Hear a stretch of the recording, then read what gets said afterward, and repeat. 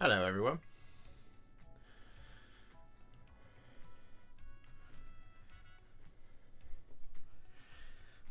I put on the funk playlist today. It's got a bit of a bop to it. I like it.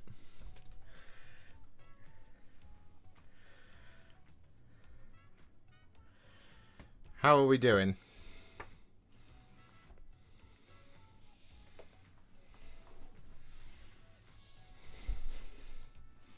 Are you guys groovy? I'm out of focus. There we go. Now I'm in focus. How's it going?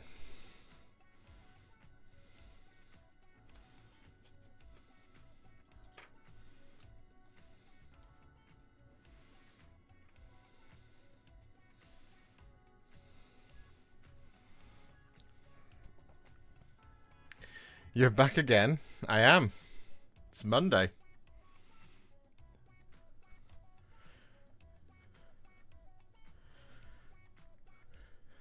I am also unfocused.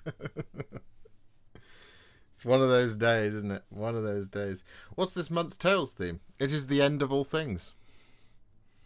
That is the theme. The theme of the day. Oh. So. What are we doing today? Well.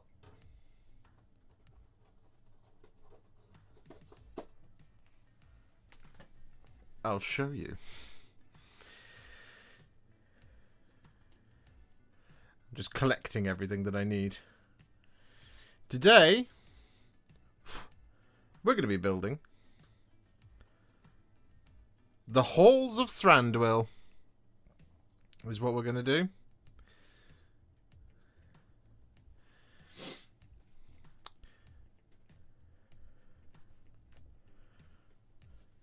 Will there be a 3 Hunters from Lord of the Rings tutorial? Yes, kind of.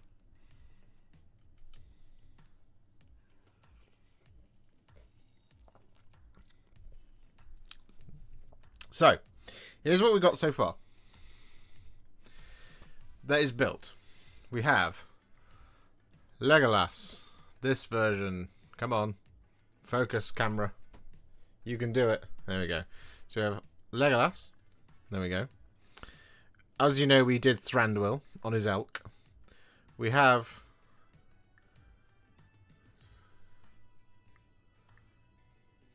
Are you going to do it? No, you're not going to do it. Okay, we'll just do this. We have Thranduil. And then, over here, we have some Mirkwood Warriors. And we've got 6 of those. So we've got 2 with the glaive, 2 with sword and board, and 2 with bow. Now this one we painted on a live stream a little while back. So we kind of know what we're doing for them. However, in order to build a full army, because we're going to do it all in one video, the entirety of the Halls of Thranduil, what we have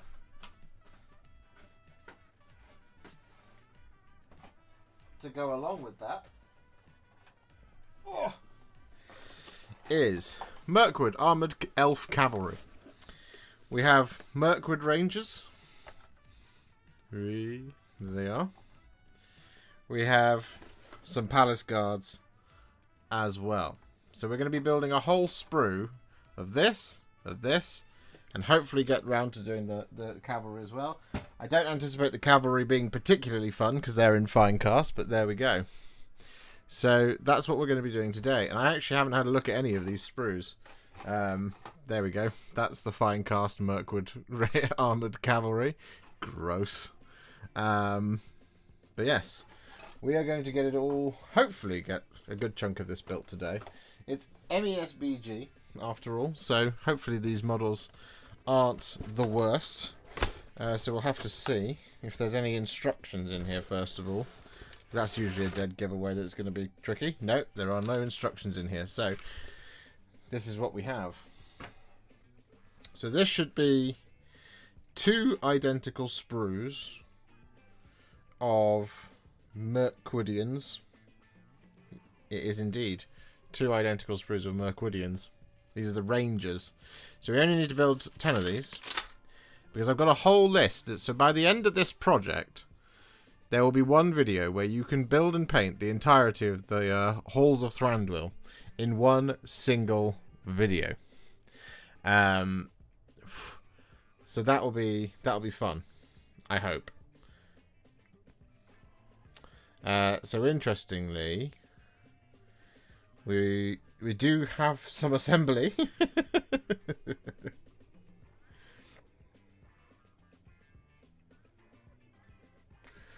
It's not quite the cut and paste thing that I hoped it was going to be, but it is what it is. I can't imagine why you'd be doing this. I'm doing this for you. So we'll just we'll get started, shall we? So we're going to clip off Mirkwood Ranger number 1, which should be components 11.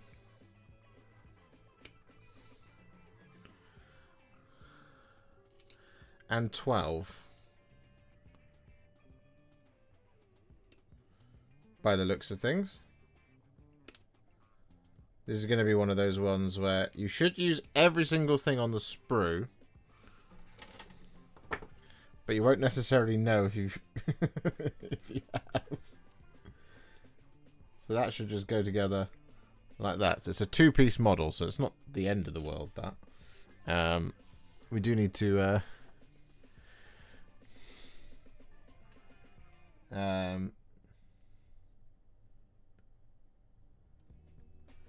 we do need to do a little bit of cleanup. Interestingly, the mold lines don't seem to be too bad. Now I did change the blade on my knife this weekend, so there is every chance that you'll see me cut myself tonight, by accident, of course. We have a fresh blade.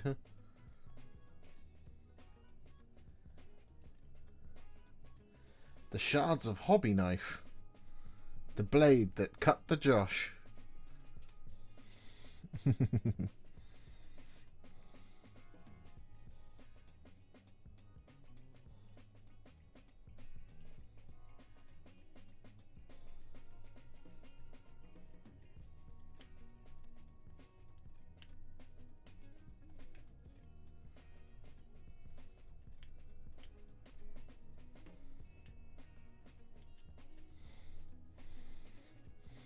Hello, Will.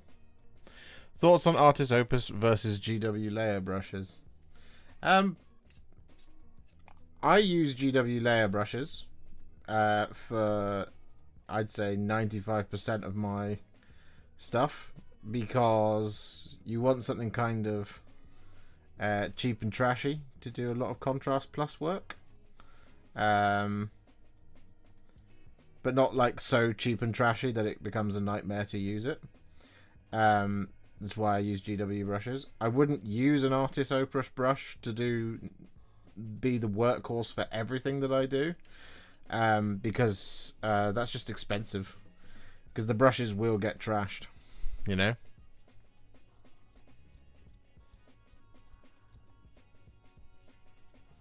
Finecast yuck. Finecast is indeed yuck. I will take metal over Finecast any day of the week. Even if it doesn't fully go together and there's gaps all over it. It's just a pain in the butt.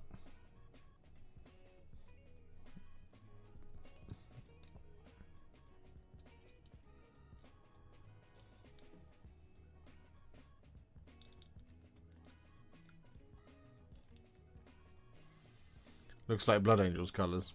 Yeah.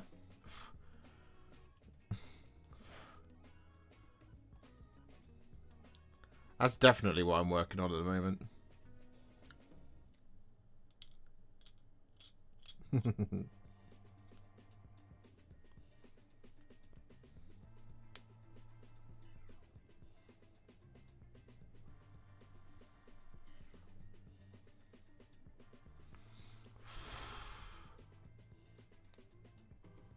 How long does a GW medium layer last you? Couple of months. Couple of months, something like that.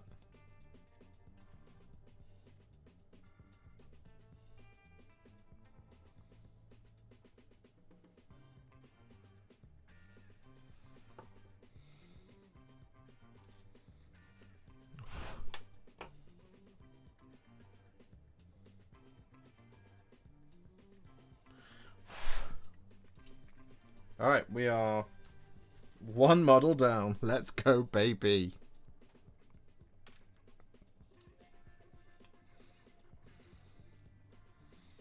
Oh, I completely forgot. I needed to edit this.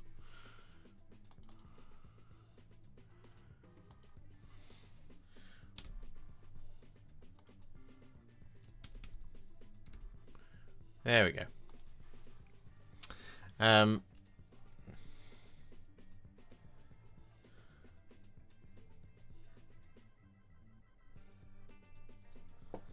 What we got?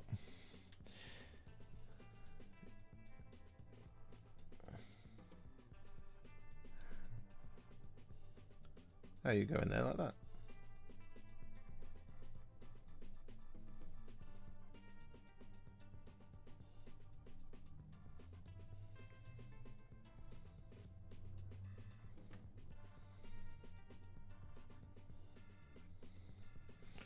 One down. Oh yeah, let's go, baby. Hot Elves and Blood Sacrifice. This live stream is brought to you from Comera. Yeah, that's where I am. Is there a way to prevent a brush, any brand, from getting a curved tip? I'm noticing that my synthetic workhorse is starting to get that issue. I think it's the. I don't use synthetic brushes for that very reason, because it gets that sort of curved tip in it. The only way I've ever found is to just like fully recondition the brush using a set of brush conditioner, and just to like leave it encased in it overnight and then reshape the brush in the morning. But that's exactly the reason why I don't use the synthetic brushes, because I dislike those. Dislike it when it gets that little hook on the end. Which is a shame, because I'd like to use a synthetic brush.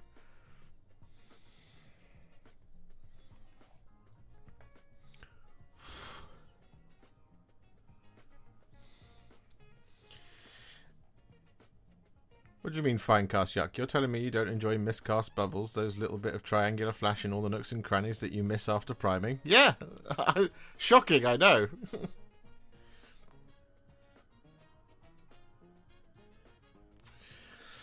Somebody kill me. Just started building 12 grot chariots and 10 snarl-back cavalry. My goodness me, that is quite the undertaking. Hello, Street P. Came in to watch the tail stream and saw this live. Oh yeah, live every Monday. Well, nearly every Monday. I don't understand the negative feedback on the GW brushes, so I've used the small and medium layer brushes to paint about 1,000 points of Tyranids, and they have been fantastic. Josh's videos are great. Oh, stop it.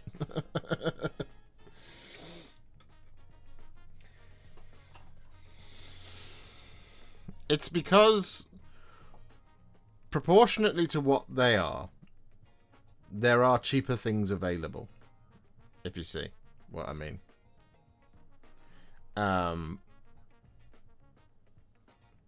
They are not bad brushes.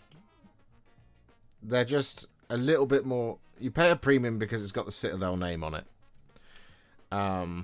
That being said, a lot of hobby products are starting to catch up in terms of the amount of money it costs to buy things, because of, you know, inflation and the global economy and all this kind of thing. So it'll get to a point where it's kind of, you know, horses for courses, that sort of thing.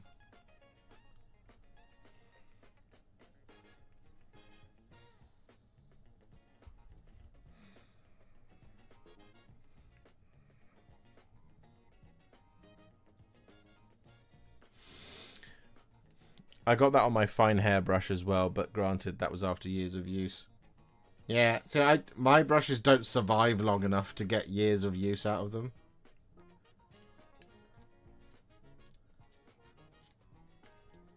Because I paint every day, doing brush care at the end of the day, every day, actually just becomes counterintuitive. And I have a bit of a brush ecosystem that goes on. So with the life of my brushes goes is I'll buy a new medium layer brush, for example, and that will become the brush that I paint with. And that's the one that you'll see on camera. The old one that I was using then becomes the brush that I get paint out of pots for. And then once that's been wrecked and ruined and used to do a bunch of mixes and all this kind of thing, I will then convert it into a stippling brush by chopping off all the bristles. And then when it no longer holds any sort of shape whatsoever as a stippling brush, then it goes in the bin.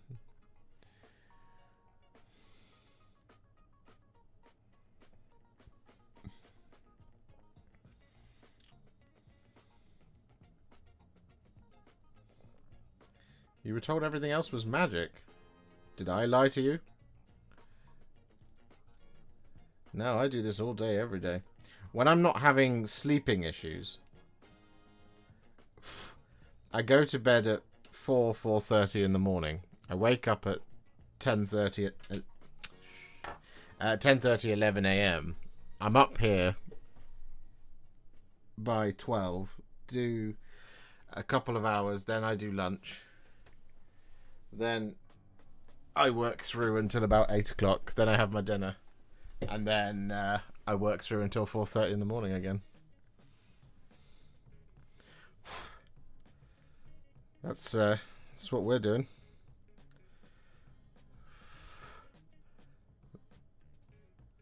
That's the vibe at Warhipster Towers. That's what it takes.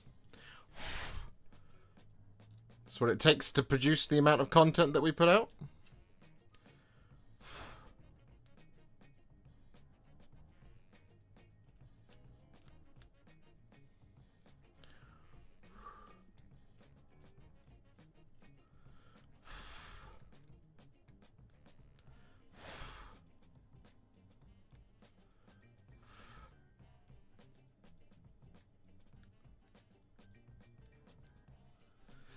I've done that almost every day this year.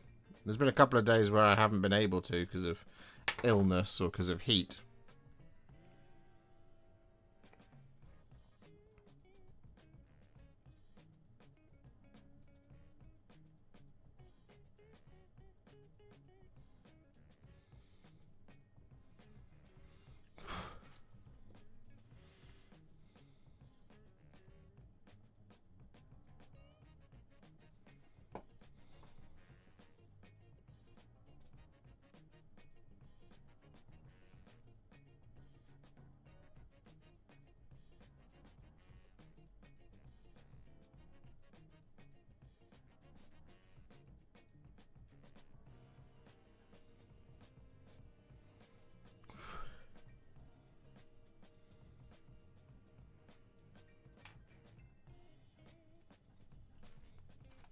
Two down.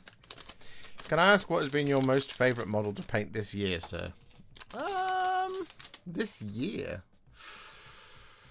Ooh, that is a good question. What has been my favourite model to paint this year? It's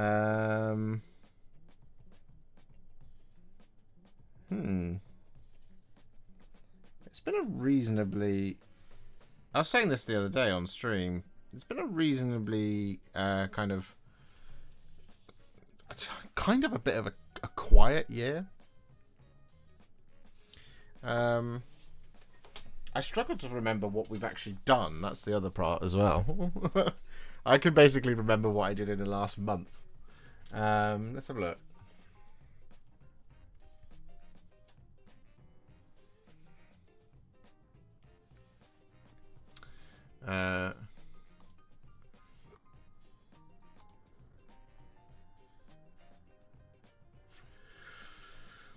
What have we done?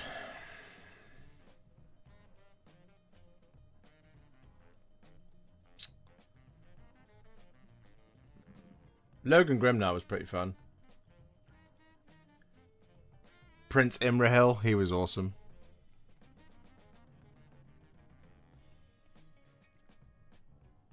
Malekith, that was a good one. Lucius the Eternal. Lord Celestant and Stardrake, that was a good one as well.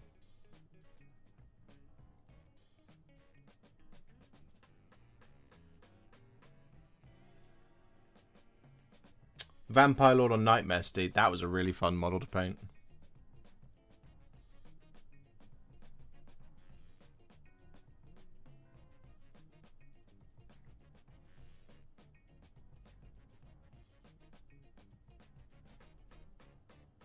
Lord Vitriolic, he was cool. Thranduil, he was nice. Fellowship of the Ring, that was good. Where is that video? Oh, it's there 3 months ago. Yeah.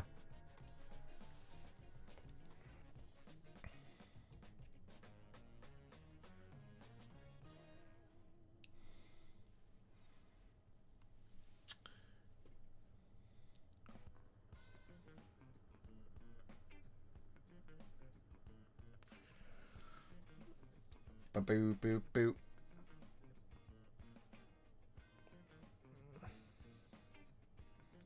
Alright, what's next? 7 and 8.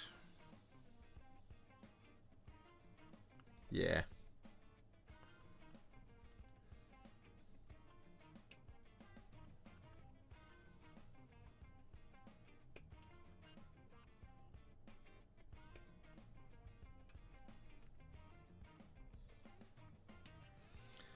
Seven.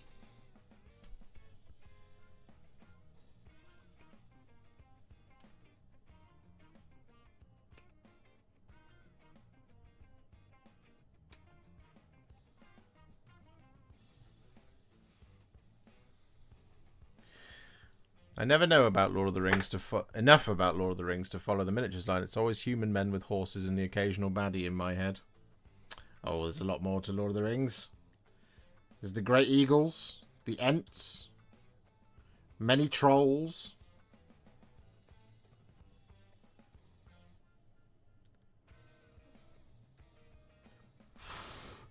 The Nazgul on fell beasts. Wargs. Lots of wolves. There's werewolves of Angmar. Wardrakes of Rune.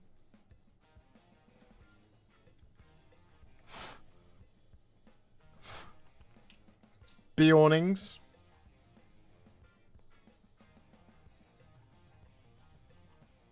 Dumumak. Which admittedly is being ridden by men, but giant elephants. And it's big.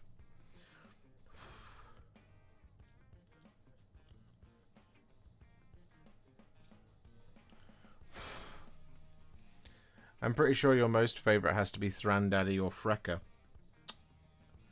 I'm not even sure if the Frecker video has gone past 2,000 views. I haven't checked on it for a while. Lord Thorn was the same.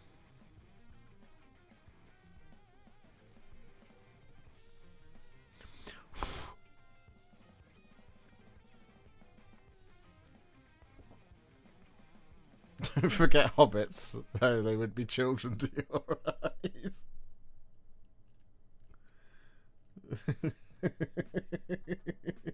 Very good.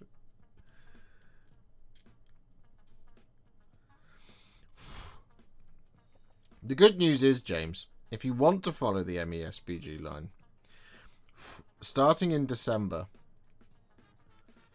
all the way through to August, we're going to be running a series of videos all about it. We're going to paint a hell of a lot of MESBG over the next 9 months.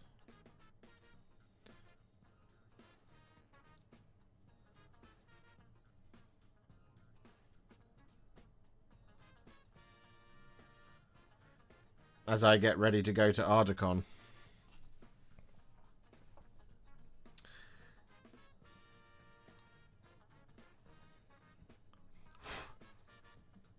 And maybe, if one of those videos is cool enough, some of you might join us there.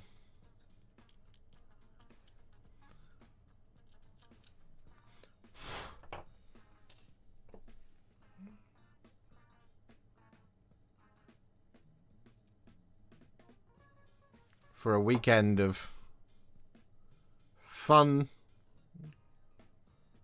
frolics and hijinks in the world of Middle-earth.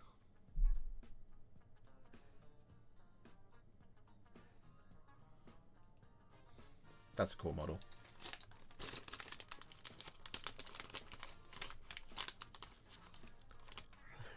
Our ears are burning. Hello, Ardicon. Yes. Talking about you a little bit. Just talking through my plans for the year. The year ahead.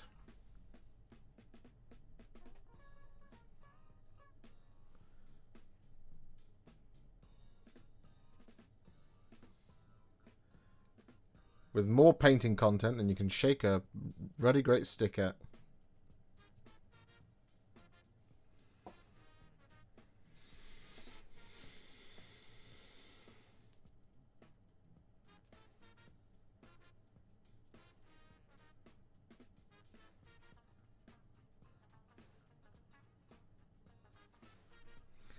Three down. Let's go. You have a meeting, Halethworth, son of Hammer. Well, have a good meeting. Do you have birds? When I watch some of your videos, I hear chirping in the background. No. It's just the birds outside. Because when I film, I capture the audio at the same time. I don't then go and... I don't live in a house that is conducive to creating content, right? So I capture the audio as I go, and I don't then replace it with a voiceover, because there is nowhere and no way for me to record said voiceovers that wouldn't sound exactly the same. So no, that is just the outside world, especially when I have the windows open, which you shouldn't hear during the months of cold.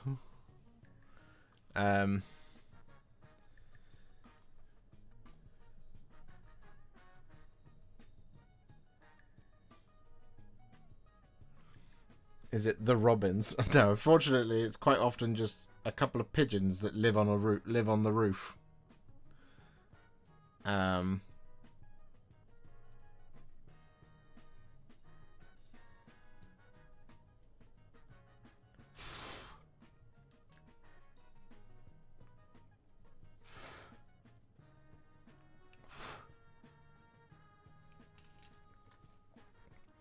So the points limit for the big tournament that we're playing in at Ardicon is 700. So there's going to be a series of videos over the next 9 months that will show you how easy it is to put together a 700 point list and also paint it.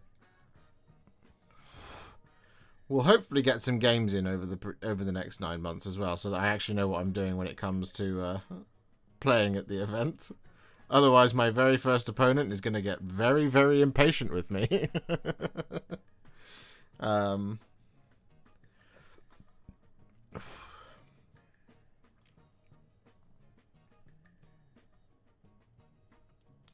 My second opponent will have a much nicer game because I'll know what I'm doing.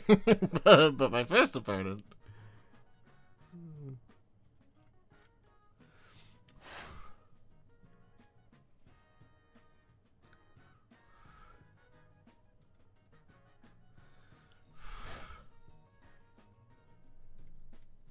Cheltenham Town FC 23rd in Football League 2, the Robbers. Oh no, it's also not them. They're quite far away from where I am. I do live behind a secondary school, which for a couple of weeks of the year also will have things like sports day, which is really fun when they do that, because they have like that proper like fairground DJ announcing everything as they go, which is again not conducive to creating YouTube content at all, because all my videos will end up with some form of...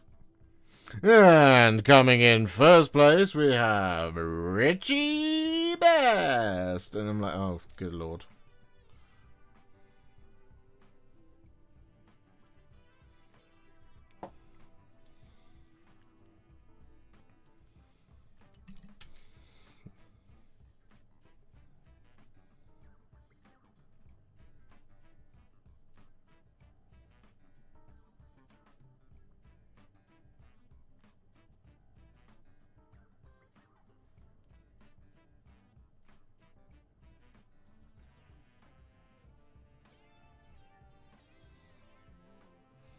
I'm dead excited though for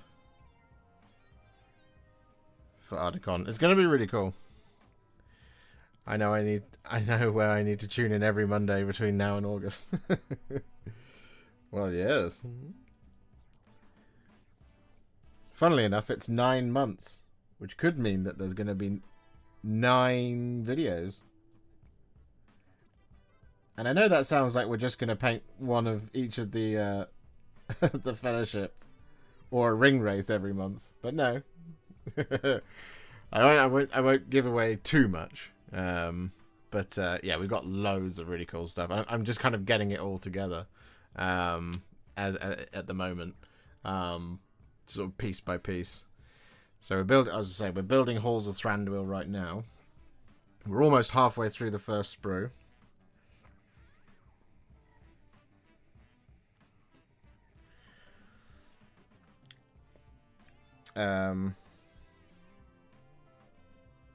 I'm confused as... Oh, 20, 21, 23...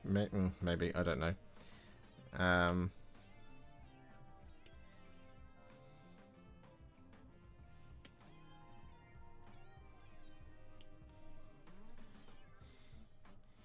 But yeah, I'm really excited. I'm really excited. And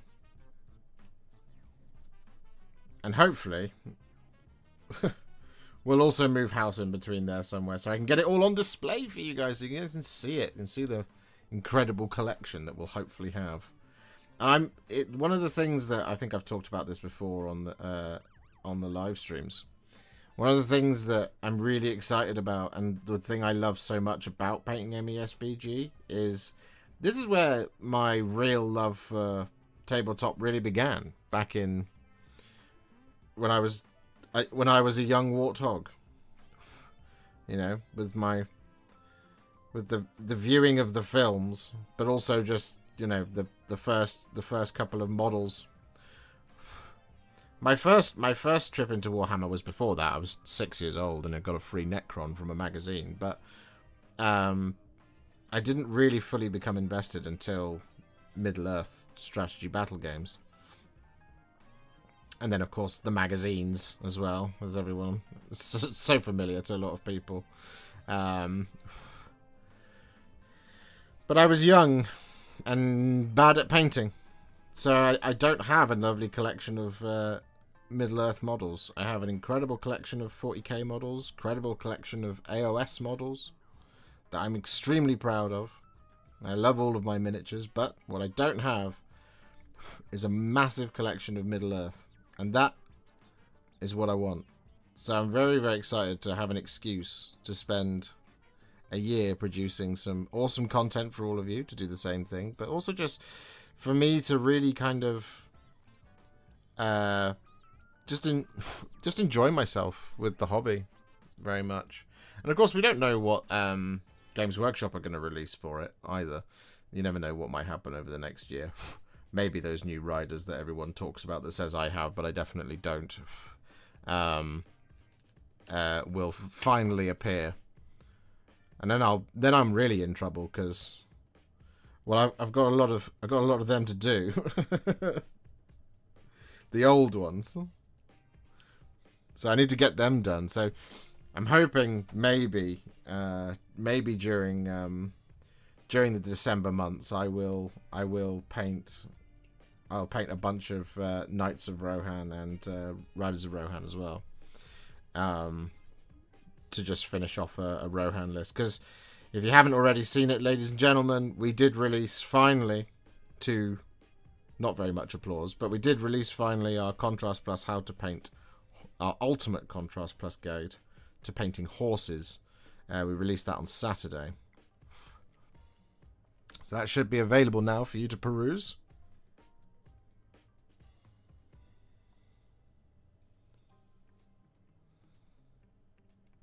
Ah! Which way around does that go? Like that. That would make sense. Okay.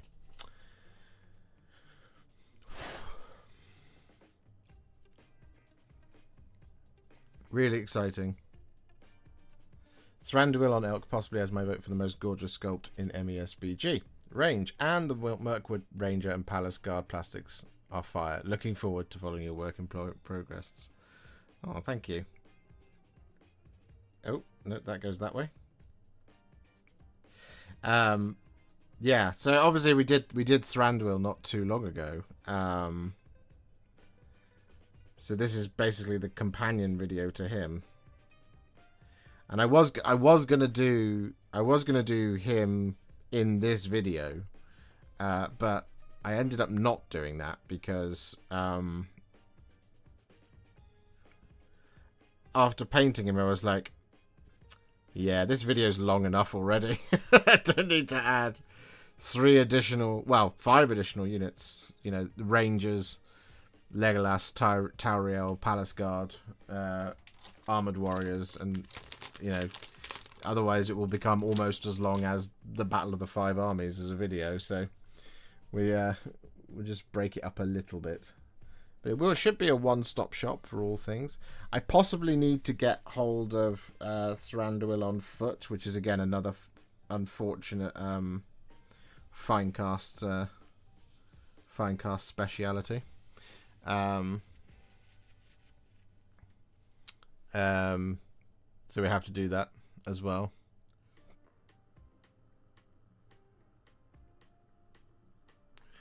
Hello, Kataro. How are you? Right, we're halfway there. On sprue... Well, on this sprue of miniatures. Then we can look at the Palace Guard.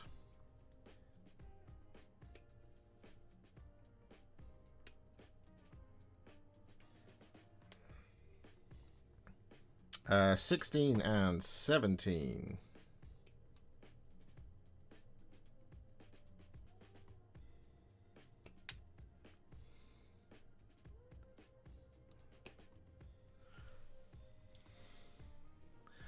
Recovering from a long days of sickness. How are you? I'm good. I'm good. I am tired. We are coming towards the end of the year where I shall finally have some holiday over Christmas. It's been a long old year. We counted up the videos the other day, the amount of videos that we'd made already this year, and it was a staggering amount of things. And yeah, I am a bit slower at the moment because it's been a long old year. I've still enjoyed myself through the trials and tribulations of 2025. We've had a lot of challenges with YouTube over the year.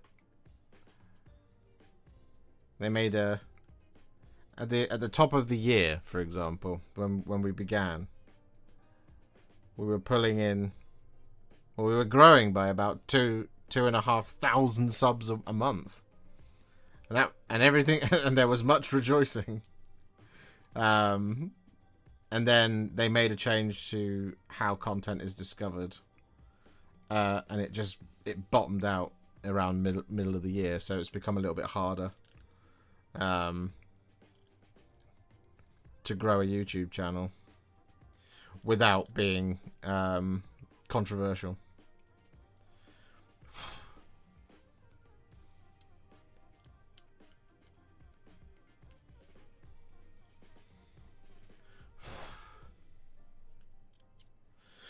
Colonel, it's Dorset tea, so the flavour holds up. Apparently there's a lot of money in iced coffee.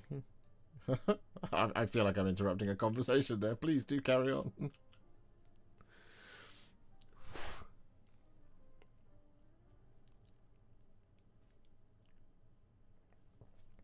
I'm in the same situation house-wise, sandwiched in between 2 garden-proud OAPs who need to cut the grass and trim the bush every day. I'm not even joking. Oh, God, that happens to me as well.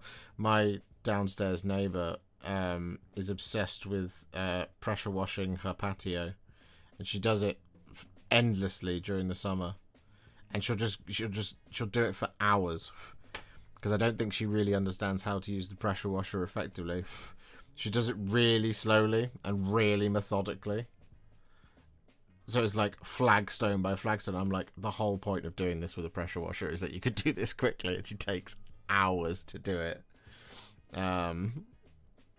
And it's really frustrating. Couple that with the next door who've been doing building work with increasingly the wrong... He starts off with the wrong tool every time. So it goes on and on and on and on and on forever.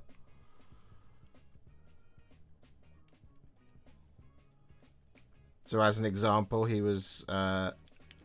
he's been trying to rip up the entirety of his back garden is like a full long driveway. So it's a really big piece of, and the previous occupants just concreted it. There's just a big concrete slab out the back, right? And he spent 2 days trying to pull it up with a hammer and chisel. So then graduated to a pickaxe. And it was just for 4 days, or almost for an entire week, it was just consistently, all day, it was just kung, kung, kung, kung, kung, kung. Just, it wouldn't stop. It was just all day. And I remember looking out there and seeing that he'd managed maybe half a meter. So then he got this like, this little hand tool to try and deal with it. And so we had that motor going the entire day until eventually, after 2 weeks of this, somebody comes round with a jackhammer and then actually finally does it.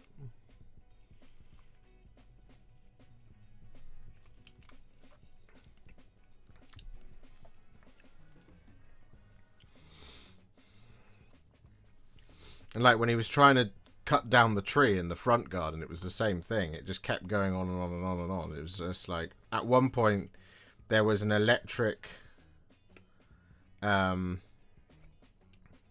an electric shear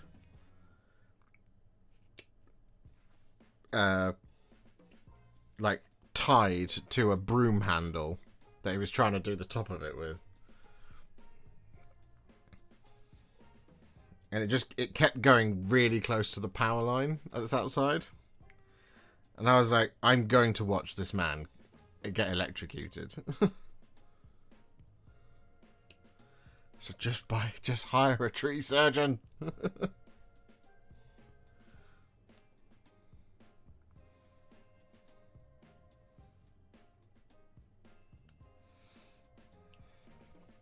I've seen a tree surgeon take down a willow tree in under 2 hours.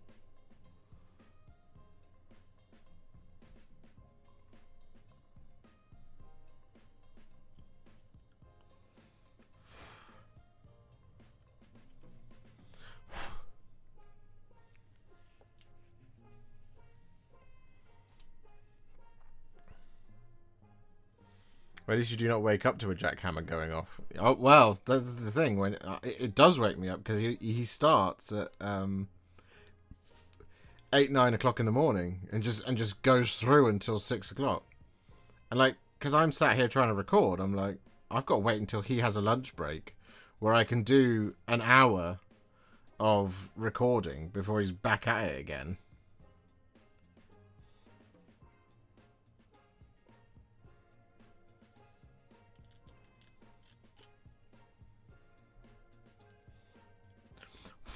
It's like our postman knows that I am not awake early in the morning, so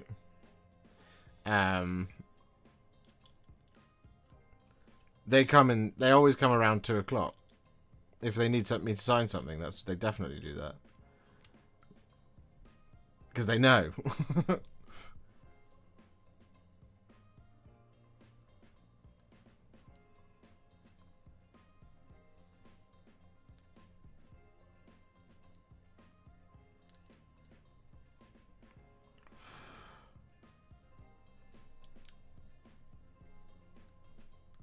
Oh well.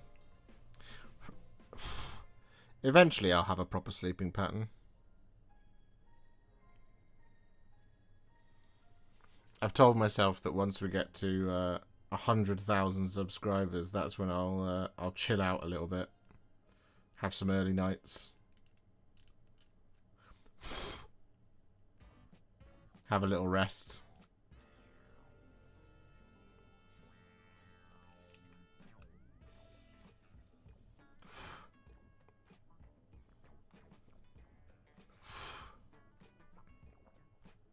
Because you just know that if I was to be like, oh, you know what, I'm just gonna take a week off. We're not gonna produce any content this week. I'm just gonna relax.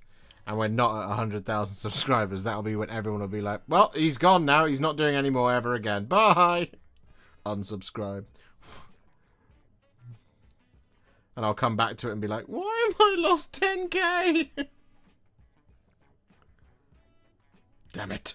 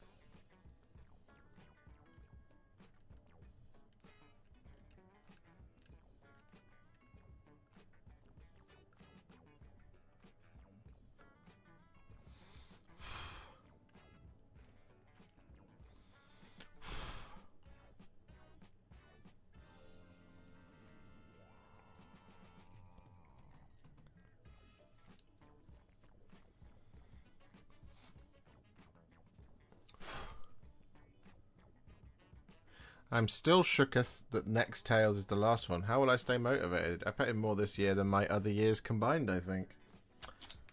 Well. I don't know. You could just keep pretending that Tales is still ongoing, you know. Or you could start your own. You could start Tale of Many Guiri Hammers.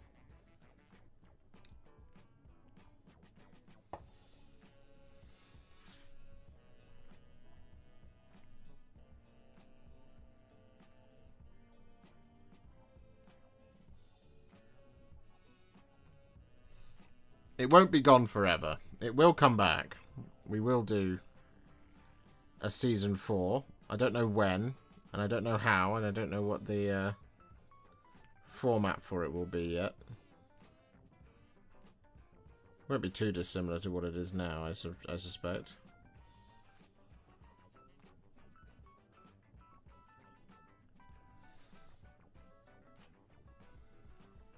I feel like that's wrong.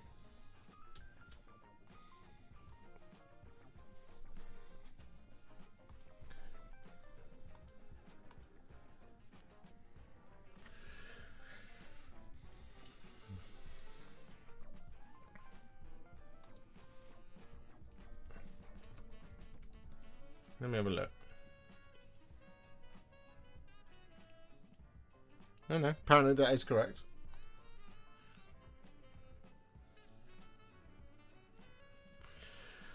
Can you set us off-season challenges in the Discord, please?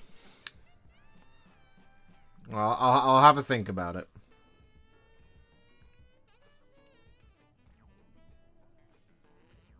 We'll see. We'll see what we can do. I mean, Tale of Many Warhipsters is a fan favorite. Of course it is. I completely understand. It's my favorite. It's one of my favorite things to do. It's a lot of work. It's a lot of work for me, and like it's been like with the changes that we made in season 3 to like the submission process and all this kind of thing. It really alleviated a lot of that. So like I can get the pack done. Before, the pack used to take me 4-5 hours to put together. It was just wading through it all, and you know, some people do a lot more than others. So some people would submit sort of 20 photos, and I was putting it all on. So editing all of that into something that was a good experience for me and for the audience was a really tricky thing. Nowadays I can get it done in about, well, it's 2 hours max. All right, so it doesn't take the entire day, which is good. And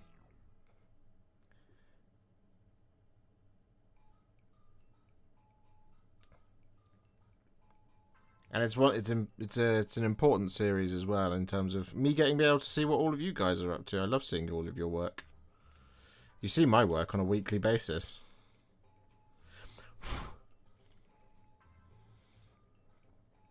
It is a reciprocal thing, community, after all. And we will figure out a way to make it even better for season 4.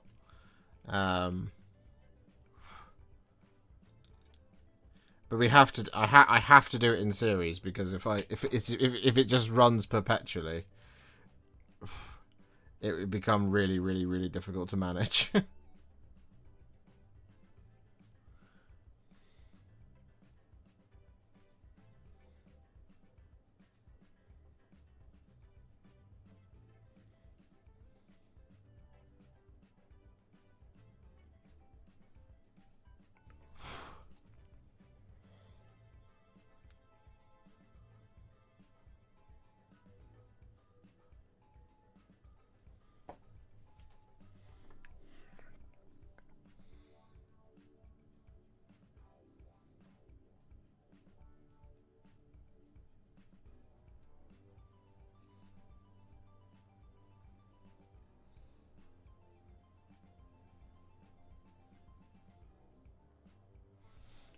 Which is great that there are so many submissions, but it's a long stream. Oh yeah, and so this is always the there's always the possibility that with Tale of Many Warhipsters it becomes too long.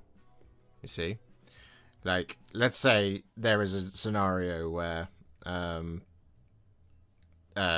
we have 250,000 subs, something like that, and we're doing season 8, and we have, even if it's like 150 submissions, I don't want anyone's work to not get shown.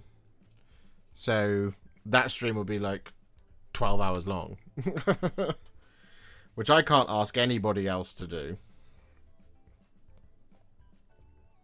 because that's insane. 1, 2, 3, 4, 5, 6, 7, 8. And we are nearly there.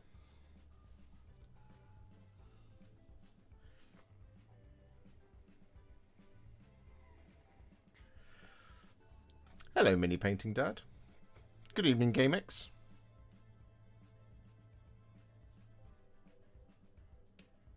How are we doing?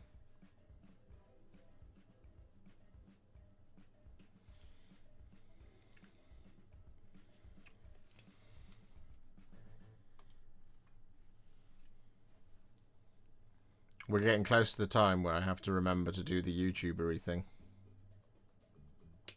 You know what I'm going to say.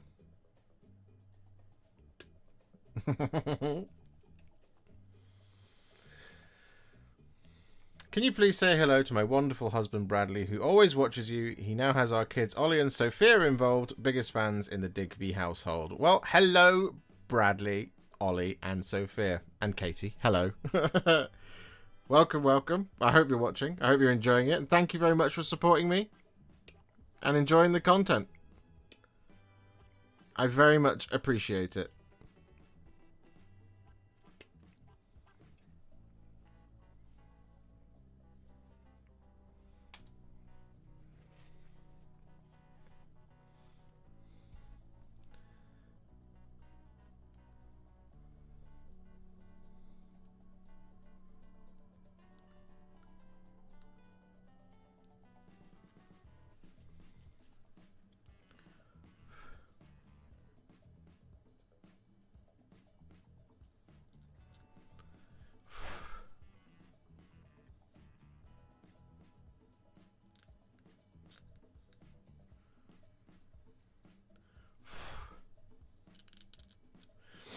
Not gonna lie, towards the end of the previous season Tales streams, I was fighting falling asleep because it was getting so late. Yeah, and we used to do it midweek as well, which was, you know, on a Wednesday, which was not conducive to a happy and healthy audience. Or presenters.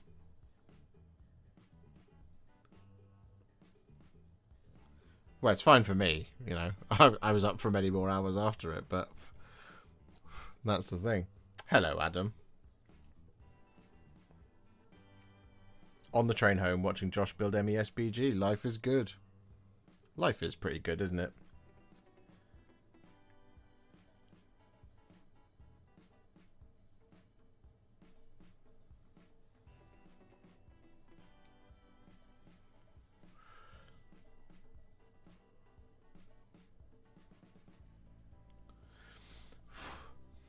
Good evening, Alaric. All 3 ads before I could see the stream. Ugh. Oh, I'm sorry. I wish I could turn that off for you.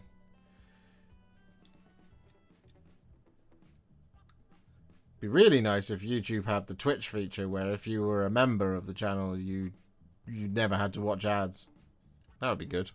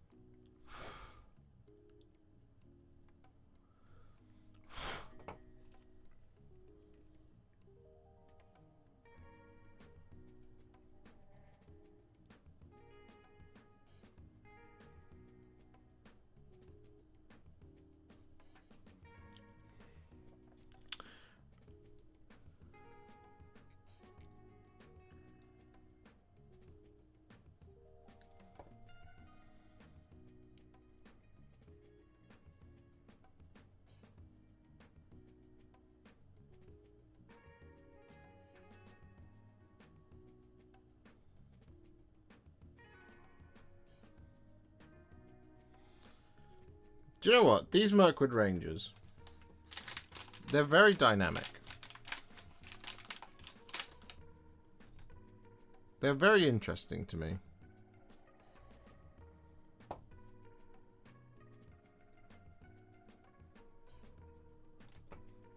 Oh, come on.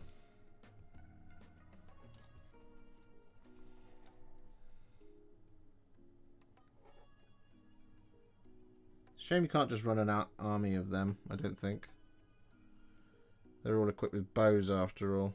Unless there's like a Rangers of Mirkwood or something like that that I haven't spotted as a army list.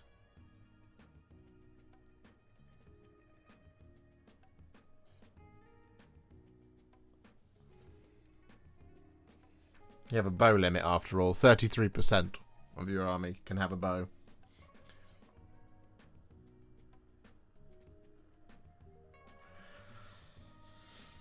Unless it's something like the occasional list, like Riders of Theoden, which Riders of Rohan do not count towards your bow limit. So you can have everyone with a bow. Hooray!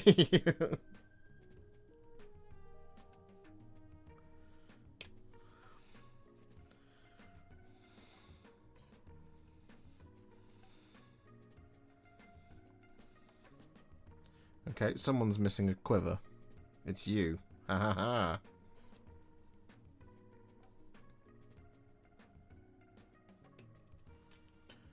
Yes, that much I know about MESPG. And there's a throwing weapon limit as well. 33% of your army as well. Which I think is new as of the latest edition. Because a lot of like when I look at like older list ideas for things, it'll say like, yeah, just take like 20 Rohan Royal Guard with throwing spears. And I'm like, but you can't do that. That's against the rules.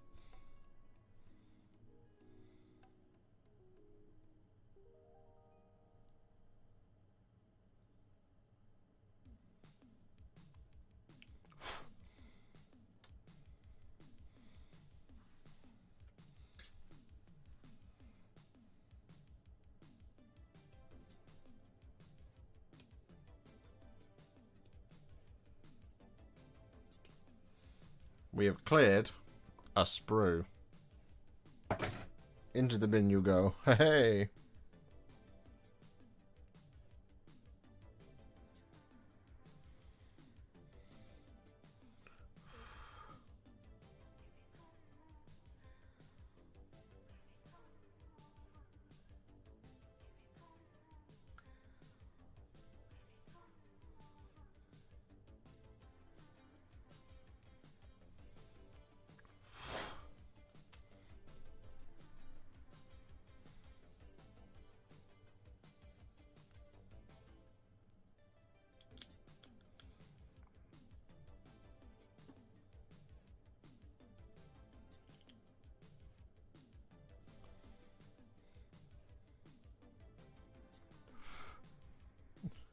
Hello, Alaric Jr.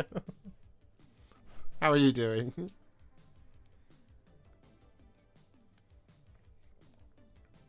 The rules scale up to the old War of the Ring size games, effectively Apocalypse for MESBG.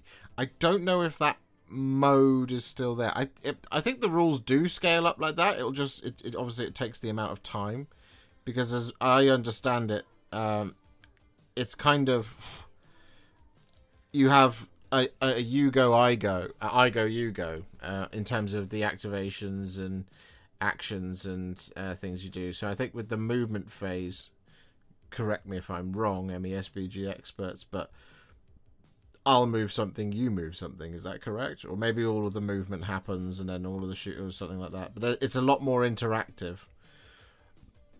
So going bigger and bigger and bigger with your armies, it just will add time.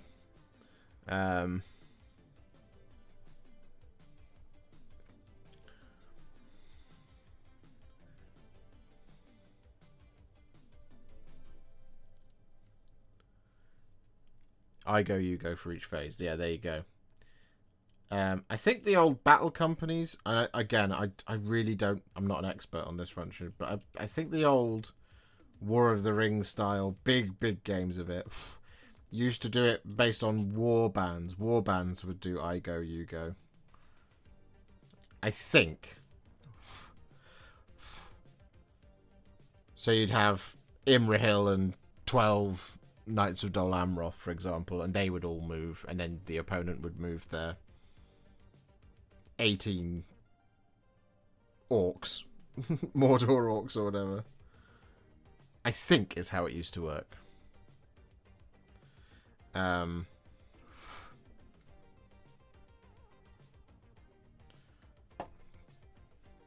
It wouldn't shock me to see a supplement like that return for MESBG. So that you can do stuff like, because of the way that they changed army construction and collection and all this kind of thing, it wouldn't surprise me to see them bring in some form of large scale thing again, as like a, hey, if you want to use all of your models, this is the way to do it.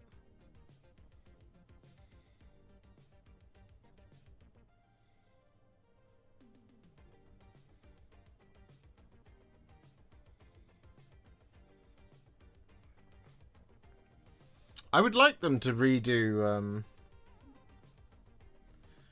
Apocalypse for 40k. And I've said before that I really want to do Age of Sigmar Apocalypse. Just the trouble with it has been is having the time and the space.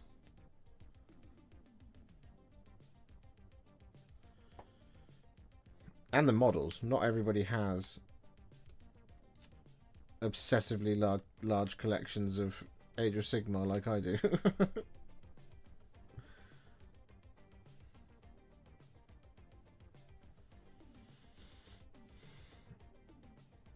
Like my Grand Army of Chaos now should be pretty inspiring because of the Hellsmiths of Hashut.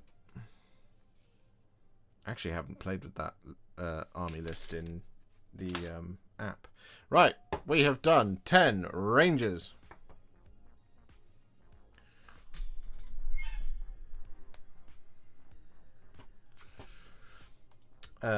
Let me just quickly pop across to, yes,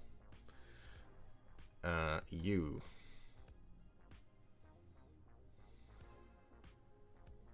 2, 4, 6, 4 and 7. We only needed 7 Mirkwood Rangers. Oopsie daisy. Whoopsie doodle.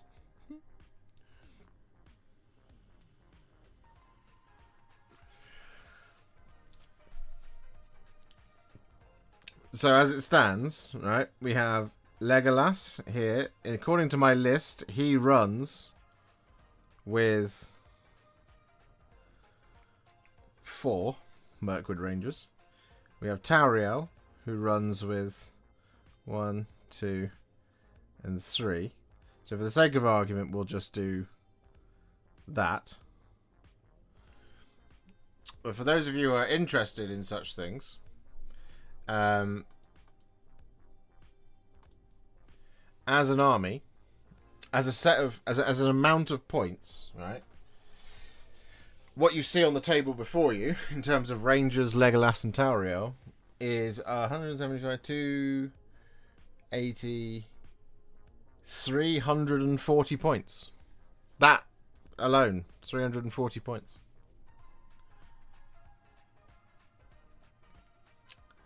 And if we add 22, 44, 64. So what did I say?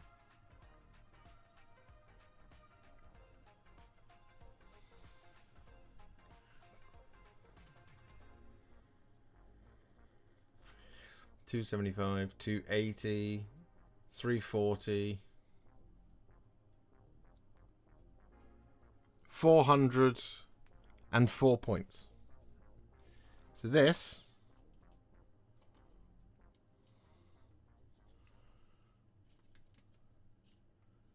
there.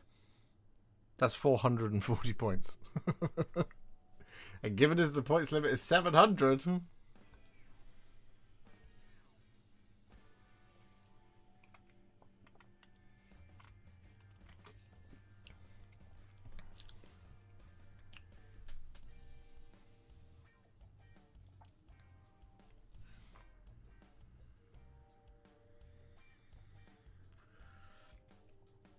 So from a box of Red Earth Rangers, Mirkwood Rangers, Legolas and Tauriel, you're already 340 points. You're already almost halfway. But we need the Palace Guard. Right, you can go back in there, Mirkwood Rangers, the other sprue.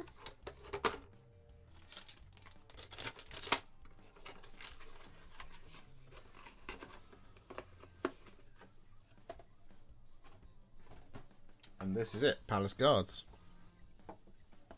So we need 10 of these. Any instructions? No. No, not really. Oh, these look a lot easier to build. Yay! Slaughter bases as well. 10 on sprue. These should be 2 duplicate sprues once again. Indeed, they are. Boom. So we just need the one sprue. Pop that one to one side. And more. I need to look at Middle-earth, Hobbit, good, filters, Halls of Thranduil. And we need Palace Guards, temporarily out of stock. Okay, so what do we got? My instinct was Shield and Elven Spear and 5 with Shield. Okay, 5 with Shield and Spear. Apparently. I don't know how doable that is, but let's have a look at the picture again. Oh no, there's a bunch of them without it. Oh no, you just glue it on. Hilarious. Okay. Interested to see this just got into painting minis. Well, welcome, Mitch Mannix. Are you enjoying painting minis so far?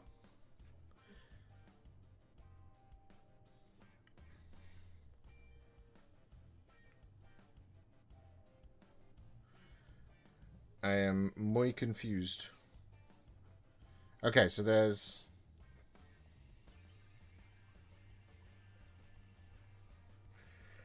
Okay. So, the thing with this sprue, right? The Palace Guards. Okay. So, what we have is we have 1, 2, 3, 4, 5, 6 shields. Okay. So, shield and sword has to be done, right? So we have one over here with a shield and with a sword, one over here with a sword, one over here with a sword, and one over here with a sword. So that's 1, 2, 3, 4. I think. Am I counting that right? Either way. With these shields, right, we've got one with an arm attached. One with an arm attached. One with an arm attached. One with an arm attached. So 1, 2, 3, 4 with arms attached. So that's going to have to be on something that has a missing arm. On the others, we have blank. So they can go on the ones with spears. If that makes any sense whatsoever. It's a little bit confusing at first, but I'm sure we'll get through it. I hope we do. Think I'm crap, but excellent for relaxing. No. No such thing. No such thing as being crap at painting models. It's all just a learning curve. A learning curve? A learning curve. It's just the beginning of a journey. And by simple nature of doing it, you're already better than everybody who doesn't. So that makes you good at it. That's how I view it. Right, so this is number 4. So you should apparently pair up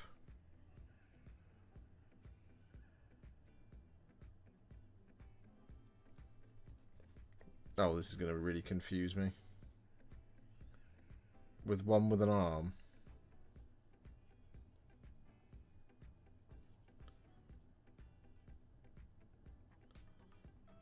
So that was component 4. 11, 11, 12, 12, 13, 13. Oh, come on. Why is it got to be annoying?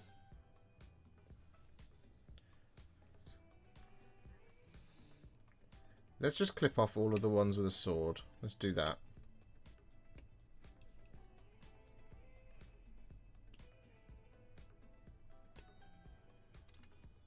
So that's 2 with a sword.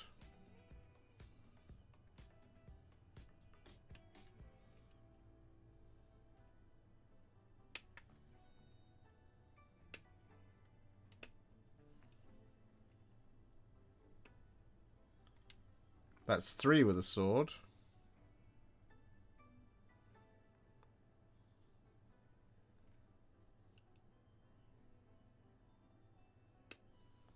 And that's 4 with a sword.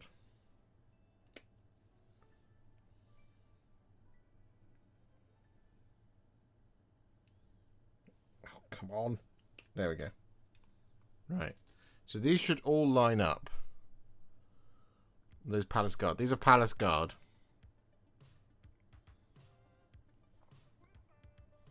The Armoured Warriors are Finecast Nightmares. So allegedly, these ones should now, with the arm attached, line up with these.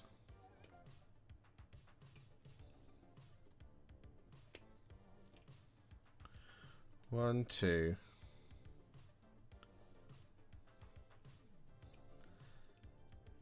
Three.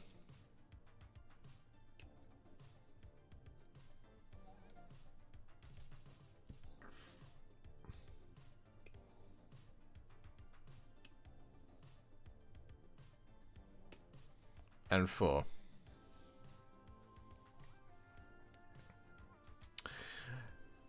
On the subject of me being bad, do you have any recommendations for products you might use to strip minis so you can give them another go?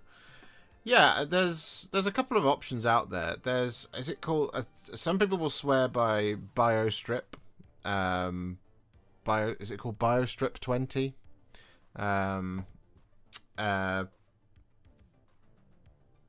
BioStrip 20 should do it. I think. Hang on. BioStrip. Yeah, BioStrip 20 is good for stripping your paint off. There's really good videos on the internet of how to do it. What I've used in the past is, I want to say, methylated spirits. Methylated spirits. Yes, I've used methylated spirits. So I've just dunked it into a poured the whole lot out into a into like a Tupperware, and then just put the minis in and just left it for a few hours, and then use a toothbrush to scrub it off. But BioStrip, I've been led to believe, is very good. I've never used it myself. There was an old I think it was Dettol or something, that was similar, that people have sworn by in the past.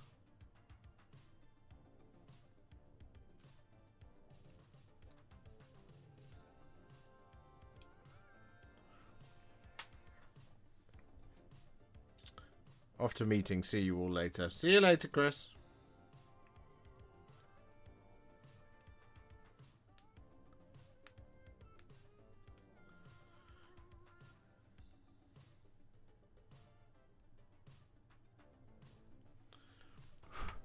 Oh, you're very welcome, Mitch.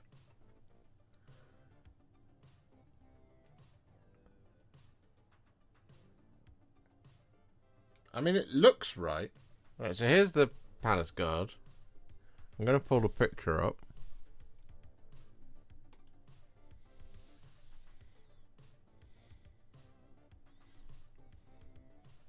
And then apparently the arm just goes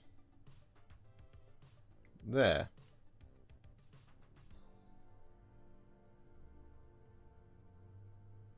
But it doesn't feel like it's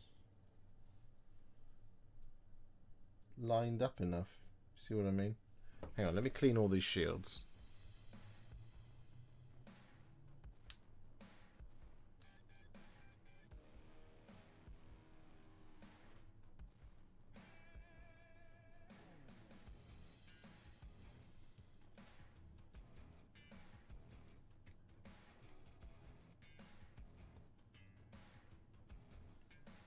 That's a clean shield.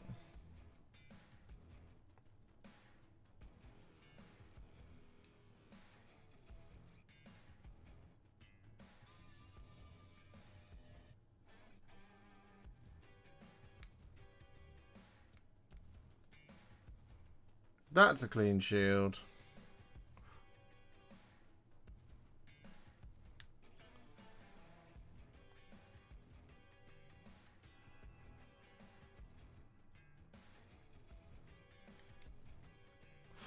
And that is a clean shield.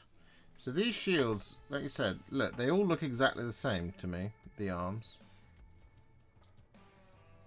Oh no, the angle on that one is slightly different.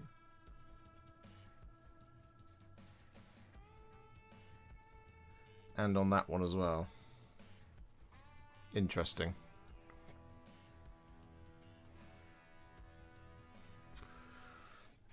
So for this guy, do we want the angly one? No.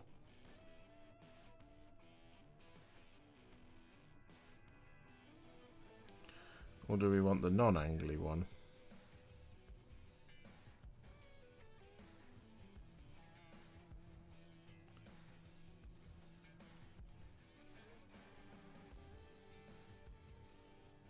I think we're going to go for a non-angly one. Alright, I'm going to clean up the rest of this model.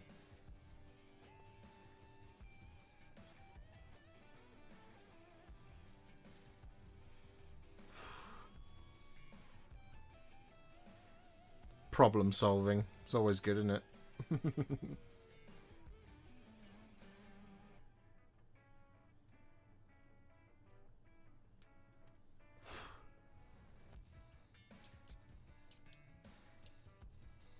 Sometimes with older Games Workshop kits, when they release the instructions, when they release the model and it has the instructions in it, right, and the parts are numbered. Hang on, let me start that thought again. When you have an older Games Workshop kit and it doesn't have any instructions, but the parts are numbered, it's really annoying. Because sometimes it feels completely haphazard. And in this case it is. Like, so these shields do not match up with the number that they're supposed to be on. So it becomes a guessing game, really.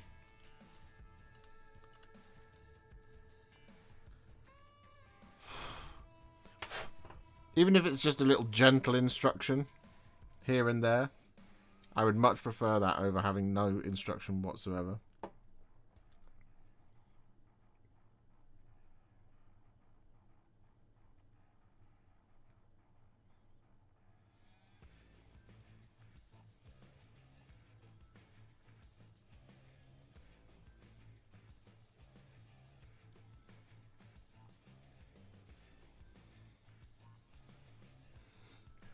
But at least the shield is held away from the body.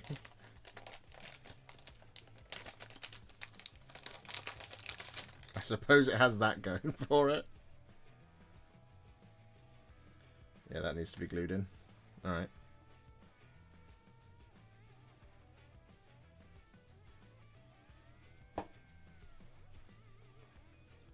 No.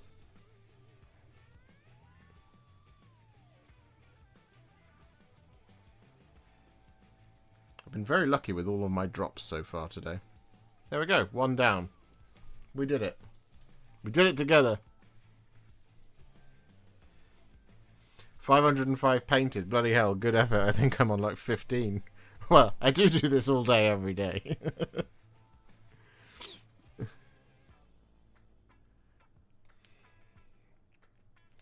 Resin models don't like being stripped, I believe, or I could be wrong. There are some specific. That is correct. There are some specific resin strippers that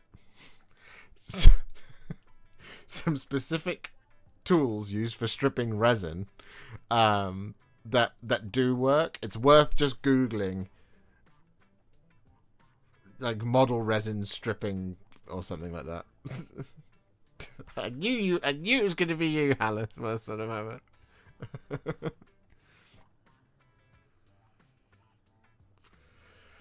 Have a nice dinner, Rosalie.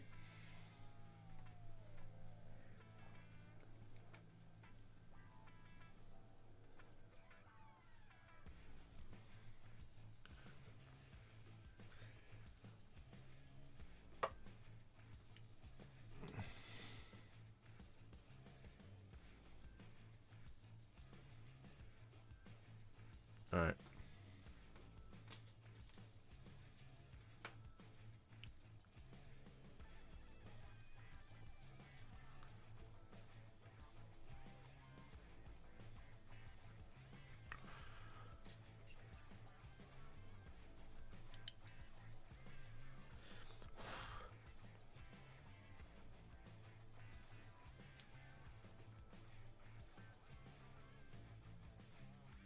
It's been a while since I had to strip some models, actually.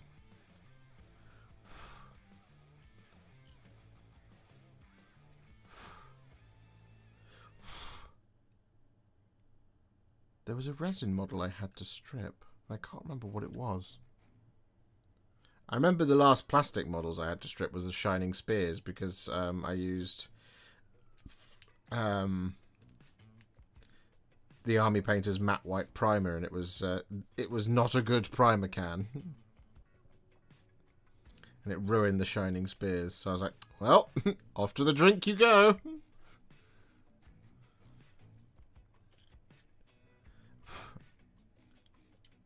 The same thing happened to me with Teclis as well. I had to strip him. Same can as well. I never learn.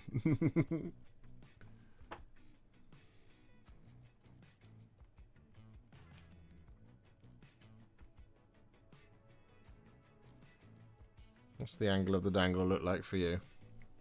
Now for your 2 PM meeting. You're a busy boy, aren't you? Maybe it's you again.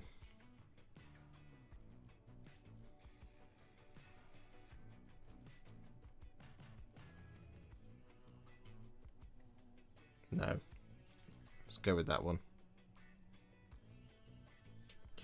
No! Finally, we dropped something on the floor. See you in 25 minutes, ladies and gentlemen.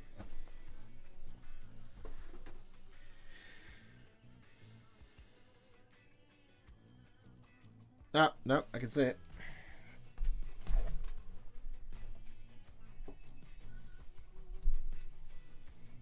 Got it.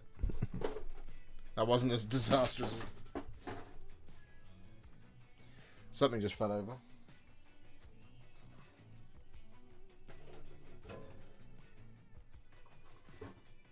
Can you just... Thank you.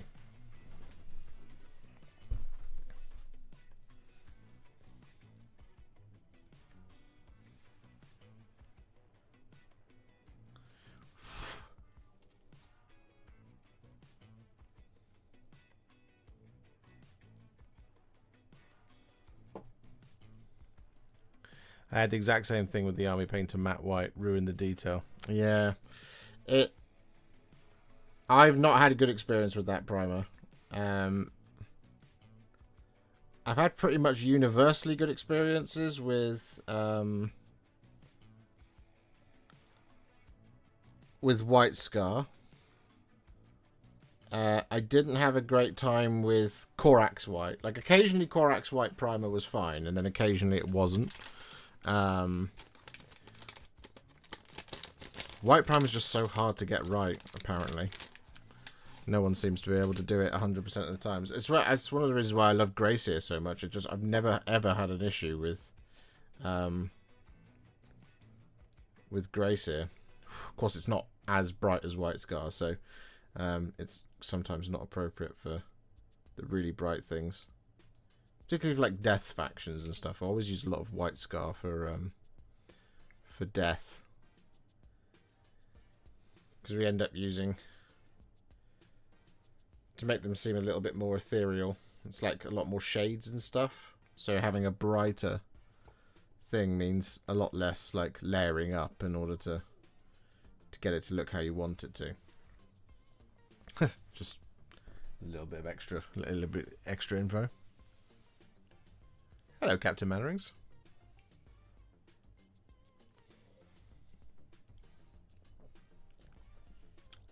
Have a good time back at work, Sean.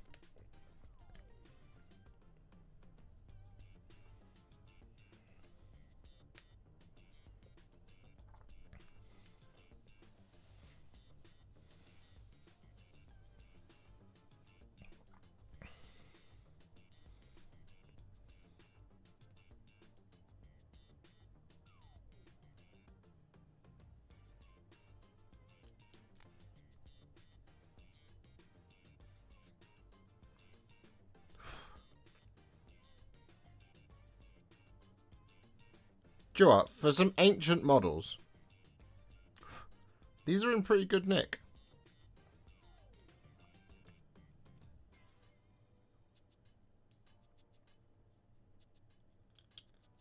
I'm impressed.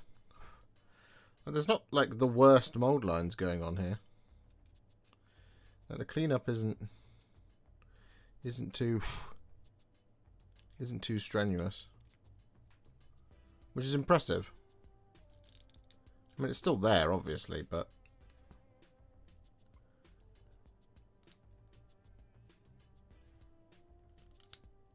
it's interesting that Palace Guard are in much better condition than, say, the Death Watch that were released this year.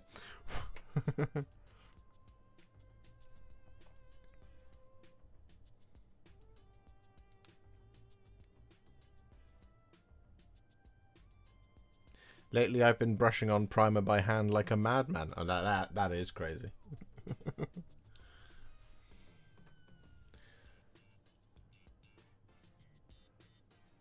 Oh no, you've got your shield up as well.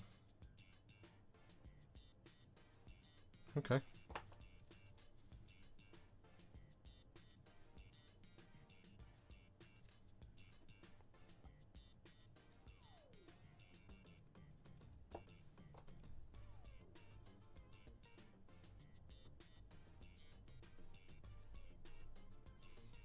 Nope.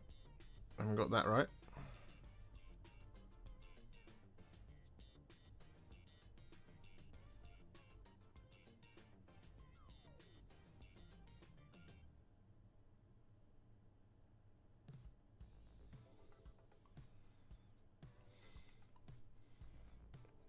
Well, that's as good as that's going to be. Doo-doo.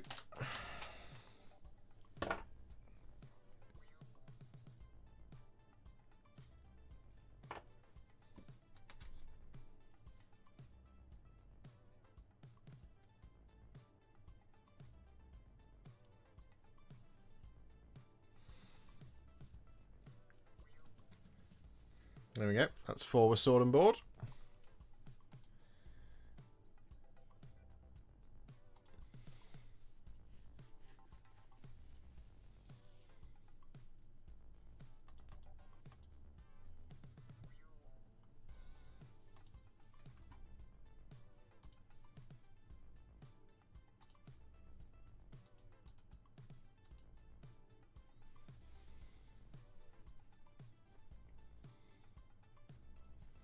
I think that's correct.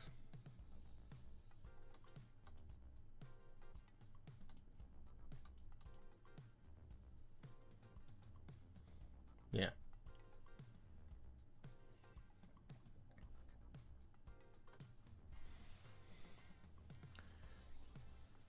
That ended fast. Might be I'm a bit snippy today with literally no sleep. Well, yeah. You could go to sleep now, can't you? Have a little nap. You don't have to watch the streams, brother.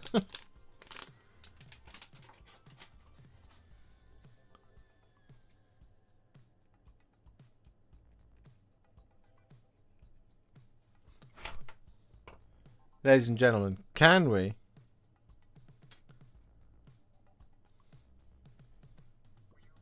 Get some likes on the stream.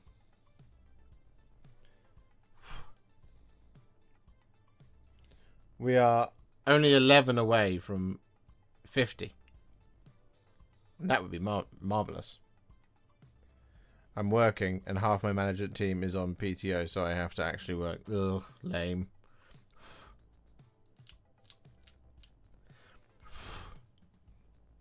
I'm sorry. Early night for you tonight. No Hades 2.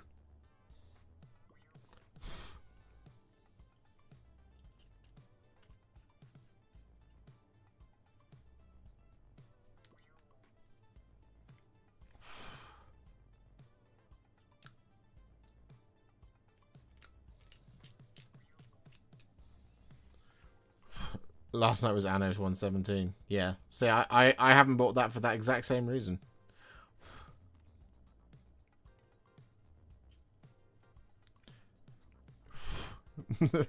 No video games.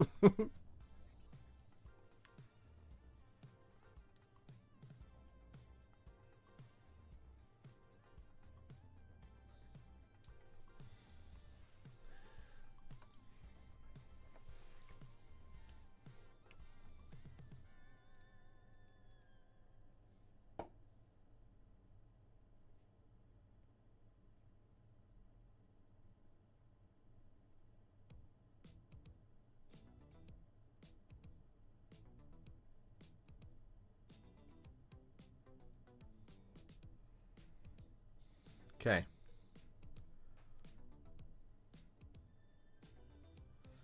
We have our 4 with sword and board from our 1 sprue.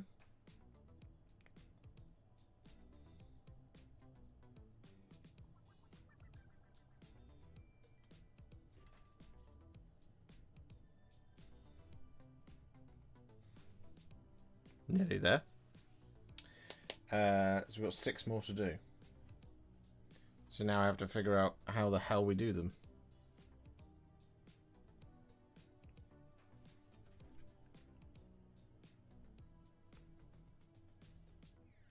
(15 and 15, 14 and 14, 17 and 18, 17 and 18, 16 and 16. I'm so confused.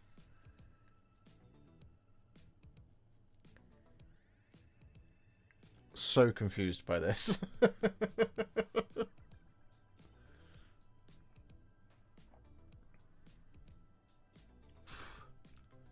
Right, let's just clip off an individual. So we'll do that.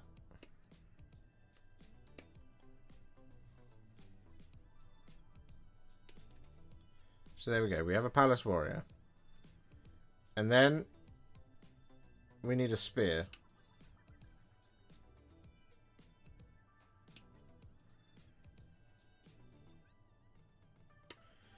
With 2 arms missing. And then we just need to see if these actually line up.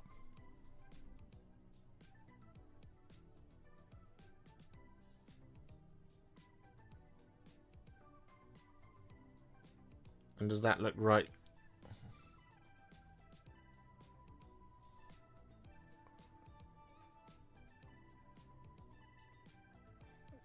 Apparently so.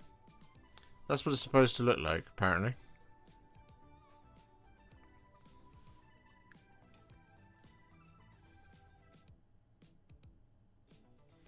Boop, boop, boop, boop.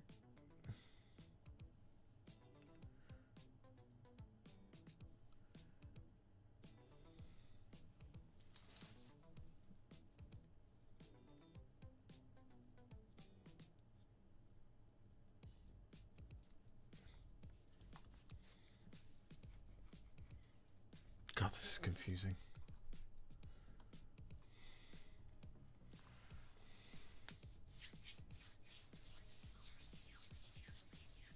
You're not my real dad. No, I suppose there's not really any chance of that, is there, either? We're about the same age.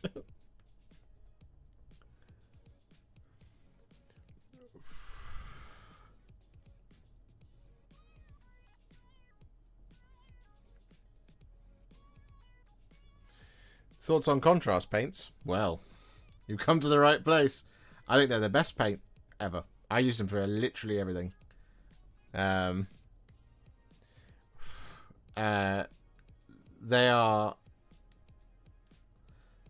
are spectacular tools. Regardless of which brand you go for. I mean, look, there's a bunch of options. You know, with Vallejo and Army Painter and whatnot. But yeah, I think they're absolutely fantastic. One of the best, like the contrast paints enabled me to become the painter I am today. I was not a great painter before contrast paint. Contrast paints actually made me a good painter, I think. I think I was perfectly serviceable before, but now I think I'm pretty all right, you know. So yeah, so one of the things they really did for me is enabled me to do all the techniques that I wasn't capable of doing before with classic base and layer paints. So stuff like, you know, blending and all that stuff, like doing fur, for example, was just really tough for me before contrast came along. Stuff like, you know, wet blending and pre-shading and underpainting and all this kind of thing, glazing as well. Those are the techniques that contrast paints unlocked for me. I know you're busy, but which of your current videos would be the best inspiration for doing my Wolfguard head takers? Assuming, of course, the Warhipster video on those is forthcoming. Best video I could probably recommend for Wolfguard head takers is Contrast Plus How to Paint Wolfguard head takers. Yeah, there is a video already for you. There is a Space Wolves playlist. If you go in there, it should be in there. If it's not, if you just head to the channel page and search head takers, it will be there. The only thing from Space Wolves we haven't actually managed to get around to doing yet was Wolfguard Terminators, which are still on the list of things to do before the end of the year. So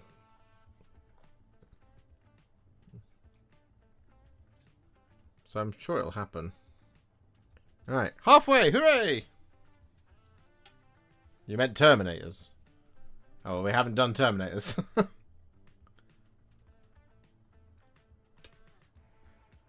But I mean, all the Space Wolf videos are interchangeable with one another. The Head Takers video all applies to the Wolfguard Terminators.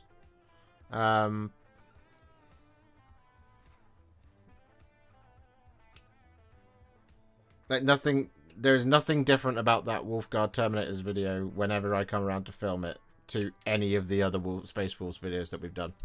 You could even watch the Wolf Scouts. That'll show you how. The only thing that might be a little bit different is if there's pack markings, but I don't think there are pack markings on the Wolfguard Terminators, are there? At least not on the box art.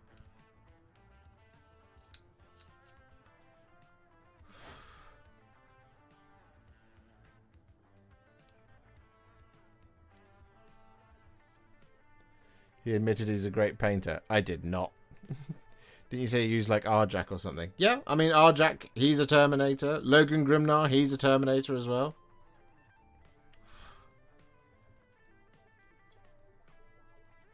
Both of those perfectly serviceable over Wolfguard Terminators. I'm hoping, like I said, I am hoping to do the video so that we've got the whole raft. Because I'm a completionist, if anything. In terms of content. But, yeah, if you've painted any of the new Space Wolves using any of my videos, you already have the power inside you. to paint Wolfguard Terminators.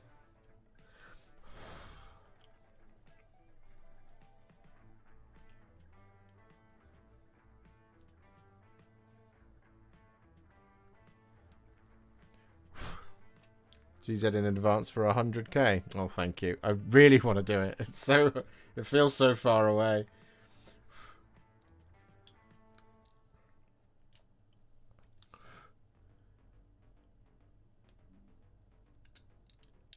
I I made the mistake of trying to predict when it could happen, and my maths came out at the current rate of things and how things have been sort of the last 6 months. I think it's going to be another 15 weeks before we get there, which is just like, oh. Here's hoping that we get there eventually a little bit sooner.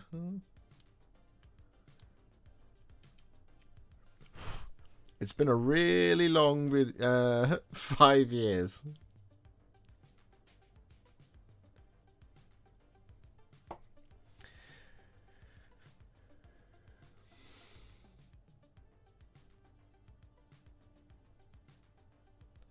I keep finding images of Arnold Schwarzenegger. Isn't helping me paint Wolfguard. Where are you looking? There shouldn't be any images of Arnold Schwarzenegger on my channel.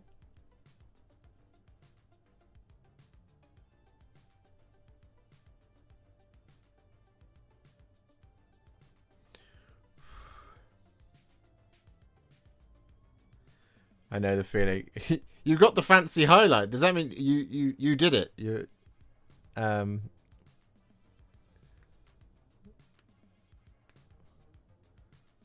bought the Isengard Battle Host because of your video. We'd be making one contrast paint for Berserkers. There will be a video that will have Uruk-hai Berserkers in it.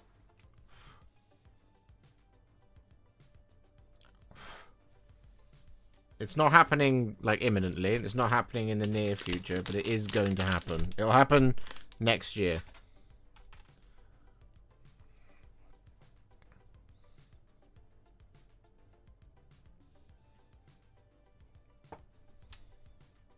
Terminator. Oh, I see. I mean, even if you search for Terminator on my channel, you still shouldn't find any pictures of Arnold Schwarzenegger.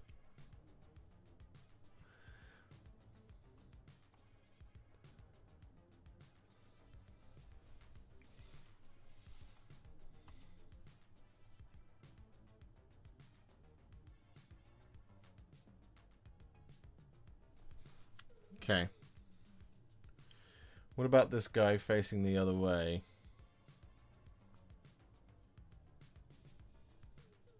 No, not you. Guy really leaning over.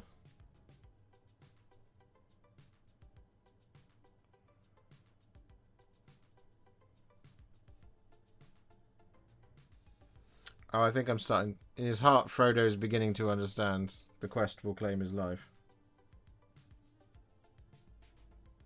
So 18 goes with 16.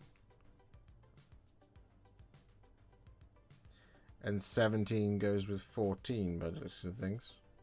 No, that's still insane.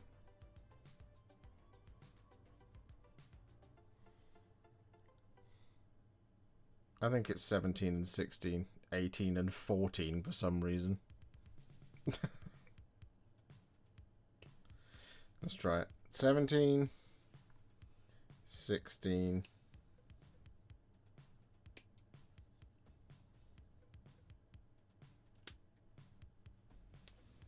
And then we want this guy sort of half stepping.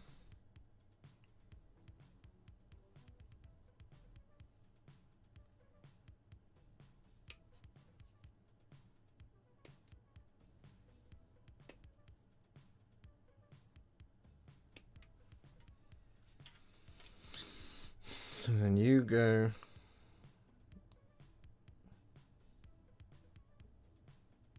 there.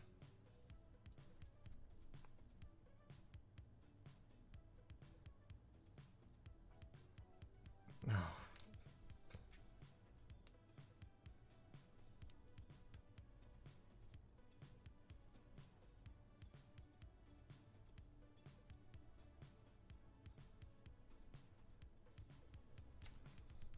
You have to clean everything up first.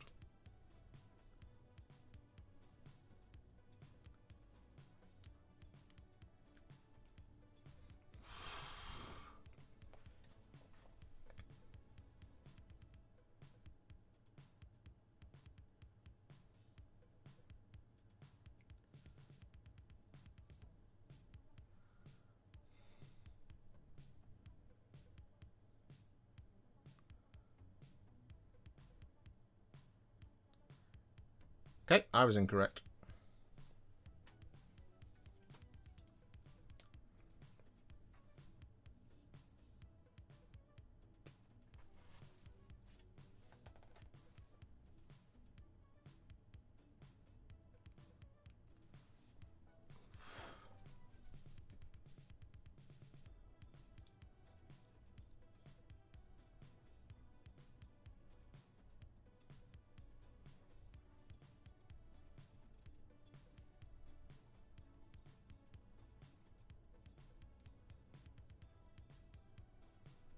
Right, that's the pairing.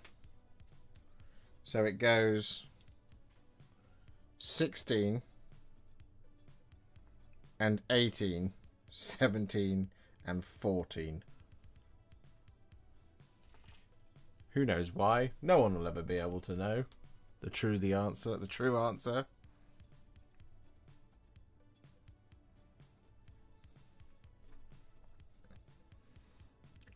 So what I mean, if you're going to number the components,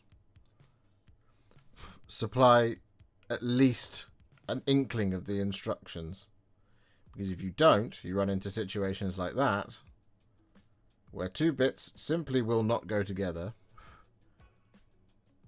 So you have to do things by looking at the picture, which is just annoying.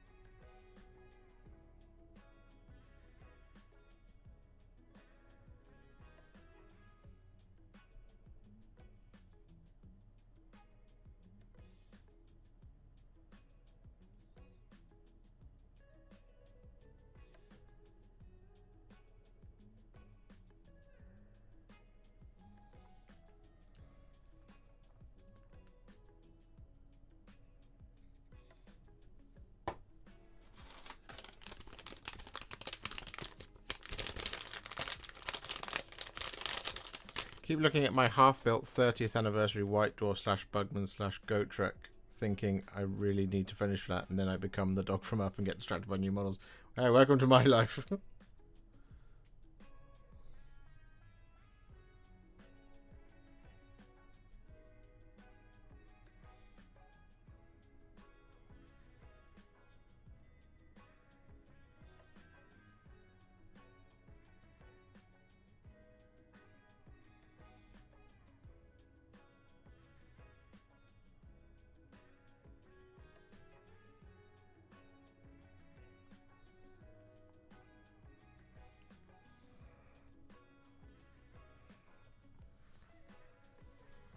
Okay, so now, theoretically, the other one should just go together, no problem. And if it doesn't, then the kit's broken.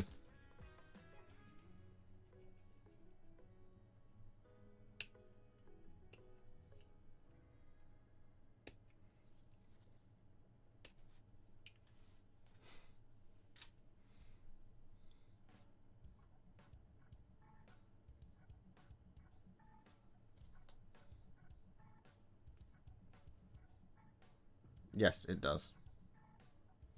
Okay. That's fine then.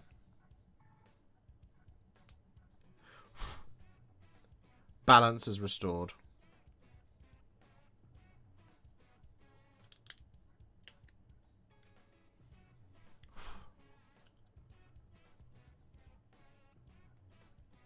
I am happy.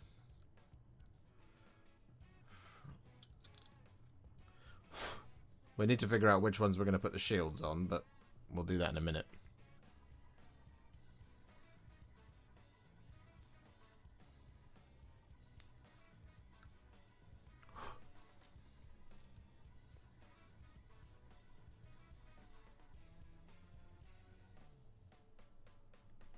What time are we on? 7:30.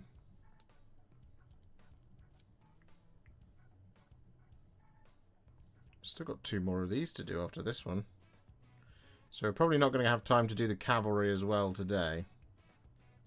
So we might have to do those on Wednesday. But then we are good to go. Literally, it's 3... after this, it's 4 models to go until we have built the army. So it's really not that much.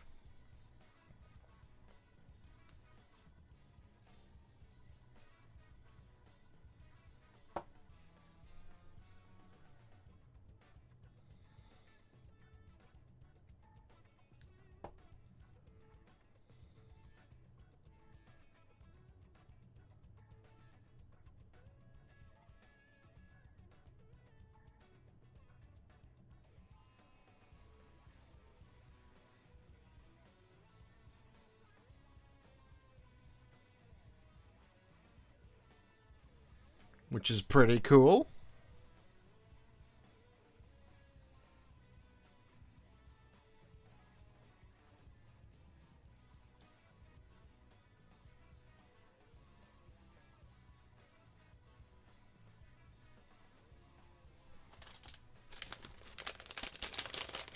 It's nice how small armies are in MESBG.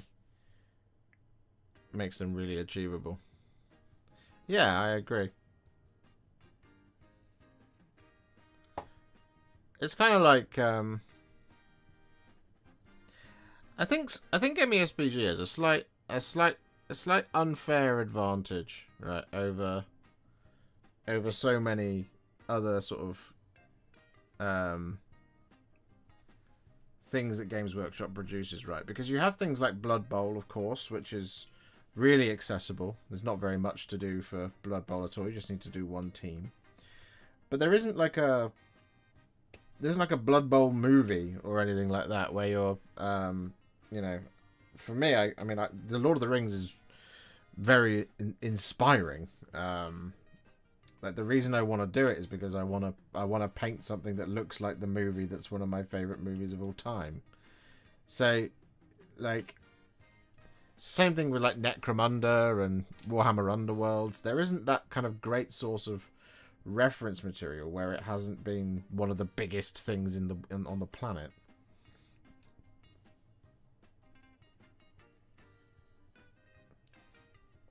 Like, I would suggest that, like, Space Marines, for example, whilst they are, you know, like the main characters, as it were, like the focus of so much of what Games Workshop does, it's only going to get, like, bigger and more exciting for Space Marines if indeed they feature in something like the Amazon Prime TV show whenever that happens. But like as a consequence of like Space Marine 2, you can go and play Space Marine 2 and play the campaign through, and it's awesome, and play all of the operations and stuff like that. And because it's such a good game, it's crossed over, right? It's just a good game, not just a good Warhammer game, but a good game in general. You do have this kind of opportunity to be inspired by something else to build and paint Space Marines. You know, that's the slight unfair advantage that these sort of things can have.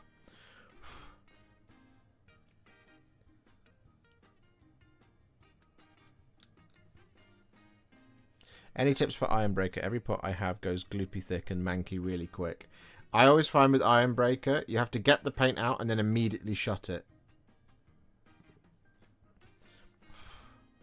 I am really guilty of leaving pots of paint open whilst I'm painting with them in case I need more. But recently with my metallics, I've been like, get what I need, immediately shut it. And that has helped prolong the life of them quite a lot. Because I get the same thing, I don't know if it's the same for anybody else, but I have the same problem with Runelord Brass. Runelord Brass has quite consistently always done that to me as well. Gone really gloopy in like after a couple of days of using it. But since I've discovered the trick of preserving my paints...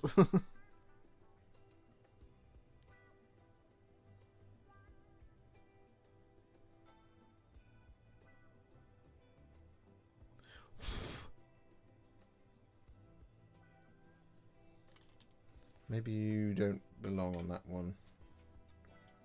Maybe it's on you. Let's do that. Then we got them both clipped out and presentable anyway. If paint gets too thick, I usually add in some extra medium. Yeah, that also helps. Just like bang in a couple of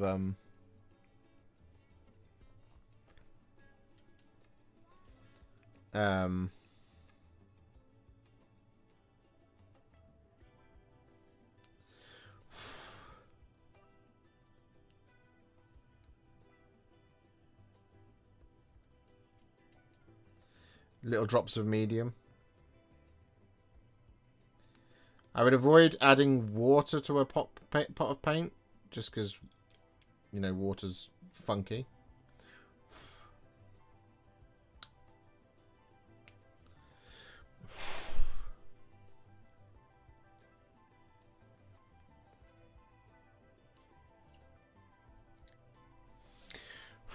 Warhammer 35k somewhere in the future where they can have even more Space Marine variations. Well, funnily enough, it's probably going to be called the Scouring, and it's probably going to be happening.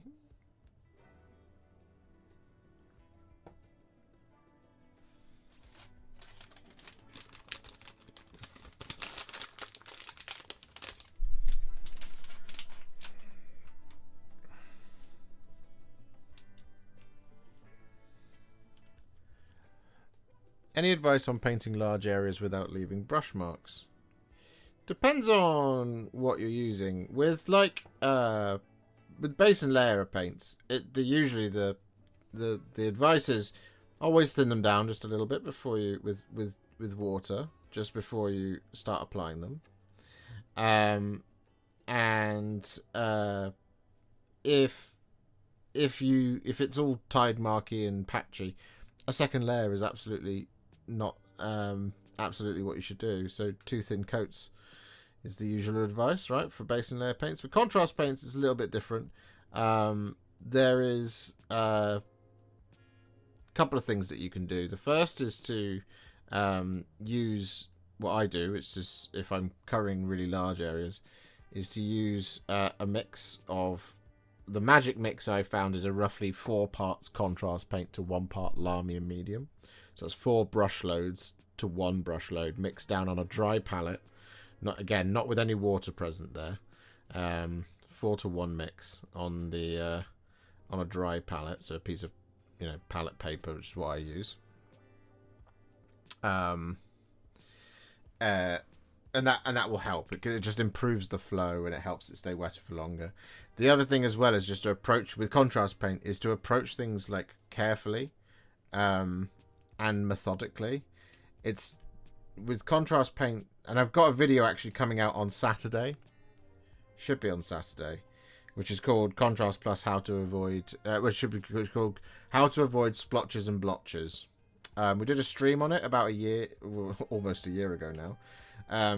We did a stream about it, so what I've done, I've cut it down into quite a well, I didn't cut it down actually. Hattie did for us. She did that for me. It was really, really kind of her to do.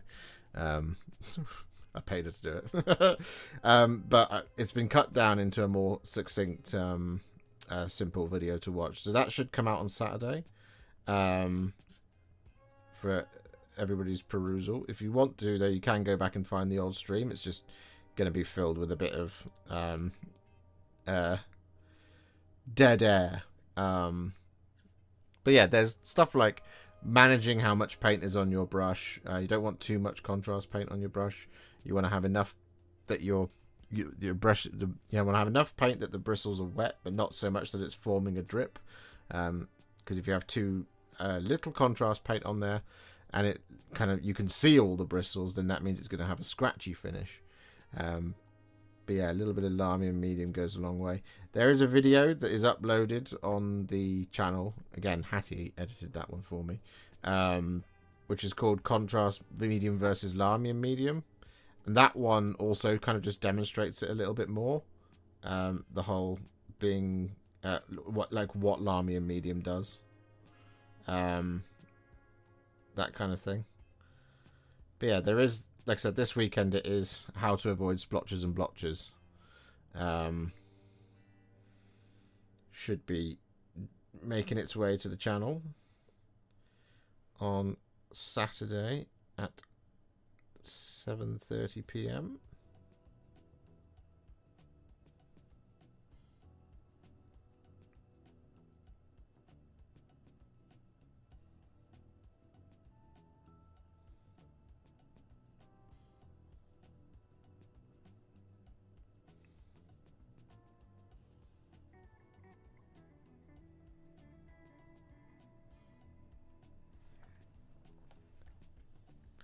Yeah, 4-part contrast, 1-part Lamium medium. I found that is a magic mix for just improving the flow and making it easier to apply things.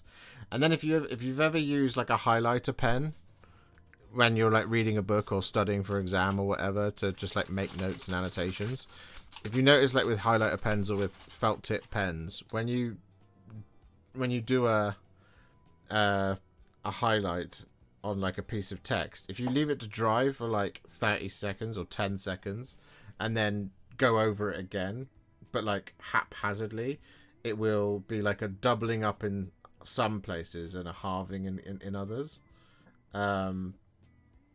Contrast pen basically works the same thing. It's semi-translucent, which is why you prime with like grey seer or wraithbone or white scar or something, because a contrast paint reflects what's underneath it. So if you prime something in black, for example, and you apply Blood Angel's red over the top, what you get is you get red-black, you don't get red. That's how contrast paint works, right? So when you're applying contrast paint to your miniature, and you're applying it over the top of, like, say, a grey seer surface, if you one brush stroke over, like a, let's say, like a sword, let's say just Blood Angel's red. If we apply one brush stroke of Blood Angel's red over a sword, and then don't come back to it again within like 30 seconds or 10 seconds, it would have dried at that point. So when you go back over it, if you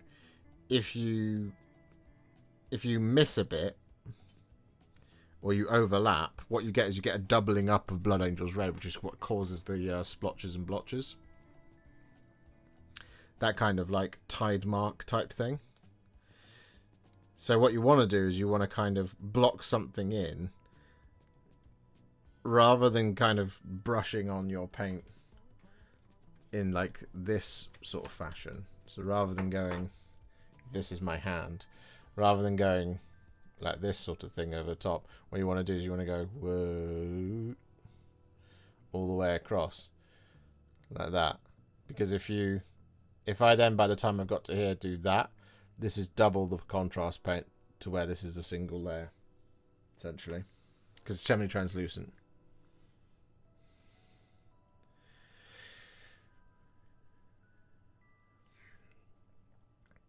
Hi Josh, need some advice. I need a new hobby chair. What chair do you have? Are the best kind of chairs for hobbying office chairs?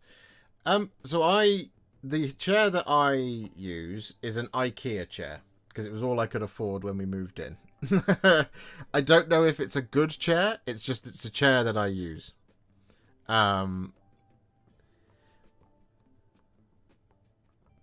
thing I will say that's important, I think, for hobby chairs, and it's certainly for me, is a lumbar support, of course, but also having solid arms so that when you're painting, you can brace your elbow on the arm. Like for me, like that's that's like, I brace my elbows on how I keep my hands steady.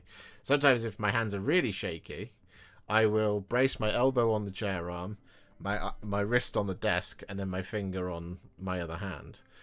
So I've found that having two solid arms, rather than kind of arms, basically arms that are attached to the base of the chair rather than to the back of the chair, because if they're attached to the back of the chair, they've got more flex in them. I don't like that.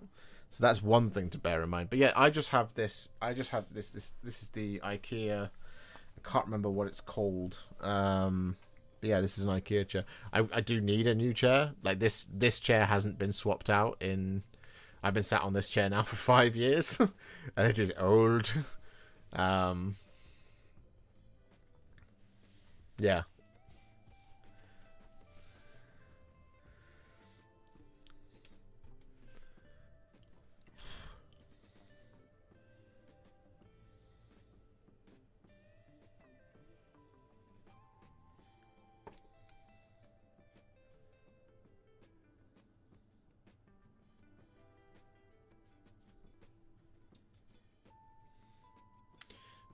Josh needs a lazy boy chair for this painting room. It'd be fun to get it in the room. It would not get in the room.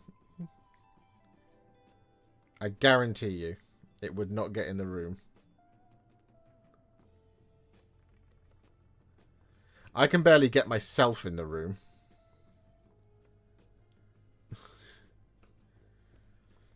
I would it get in the front door? No, because it's got to go up the stairs as well. I live on the second floor, outside stairs. And every single time someone's delivered something like a chair, like when our bed arrived, right? They said that they would bring it in. They did not. So IKEA were like, yeah, no, don't worry, we'll deliver it in. We'll deliver it into the house. They arrived and they went, nah, we're not going up those stairs. And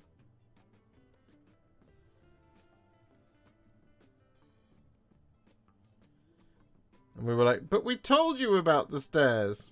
Nah.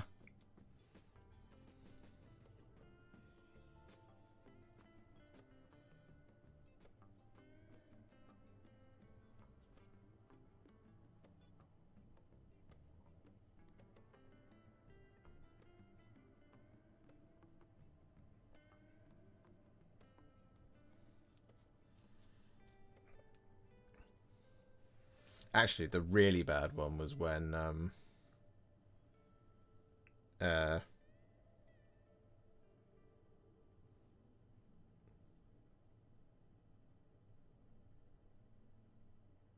really bad one was when our sofa was delivered when we moved in. Oh, that was really bad. I remember it because I was asleep when it arrived. And Alice was also asleep when it arrived. So the doorbell. So it was one of those things where like, oh yeah, we'll deliver it between. It was like we'll deliver it between 9 and 12. And they arrived at like 7:30 in the morning. So neither of us were prepared. So I go out in my pajamas, and I went from being nice and cozy and warm in bed to outside, and that was like the end of November. So it was freezing. And I think I turned blue because we were out there. It was pouring with rain, and there's just this sofa just out on the floor. And we're like, we've got to actually take things out of the box to get it up the stairs. Oh, and I went inside and I was like, I'm definitely going to have a cold after that, because that was awful. God, it was terrible. Well, good news, ladies and gentlemen. It's 7:45, which is usually the time we overrun finish, because usually Alice would be downstairs and getting hungry around about now, so we were going to make some dinner. However, she's not here, so I'm on my own. But it doesn't mean I need to follow the usual typical schedule. However, what we have done, and this is exciting. What we have done is we've built most of the halls of Thranduil. army video that we're going to be doing.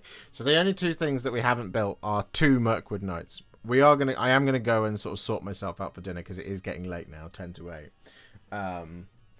Maybe on Wednesday we shall finish this build. But this is the army, right? We are, aside from Thranduil, who's in the cabinet behind me. I can't be bothered to go and get him out. Because he's 170 points. The 2 Mirkwood Elf Knights here, these are 32 points. So 16 points each. So we're 32 points away from finishing the build of this. And technically, I could just remove these and have the other Rangers that we've built. Because we only need 7 of those.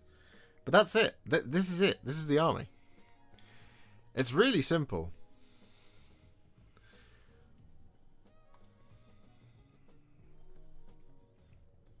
Leggy with Orcrist is missing. He's somewhere else. I feel like Leggy with Orcrist is missing. He's elsewhere. He's not for the army. He's not in it. Nor is the one on horse.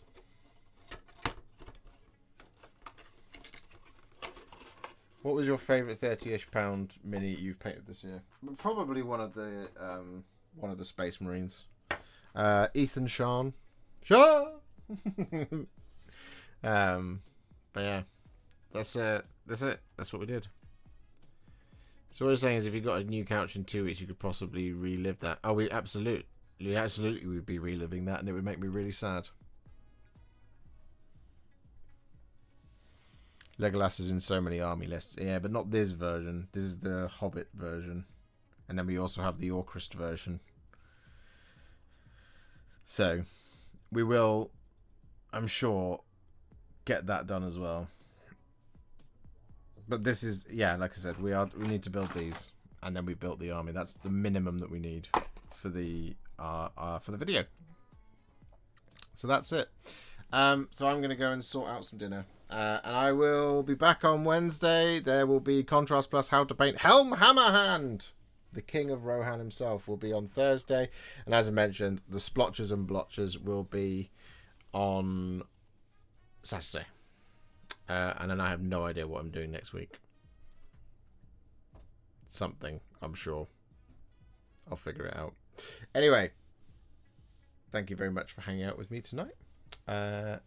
Thank you for 50 likes on the stream. I'll see you on Wednesday. Bye.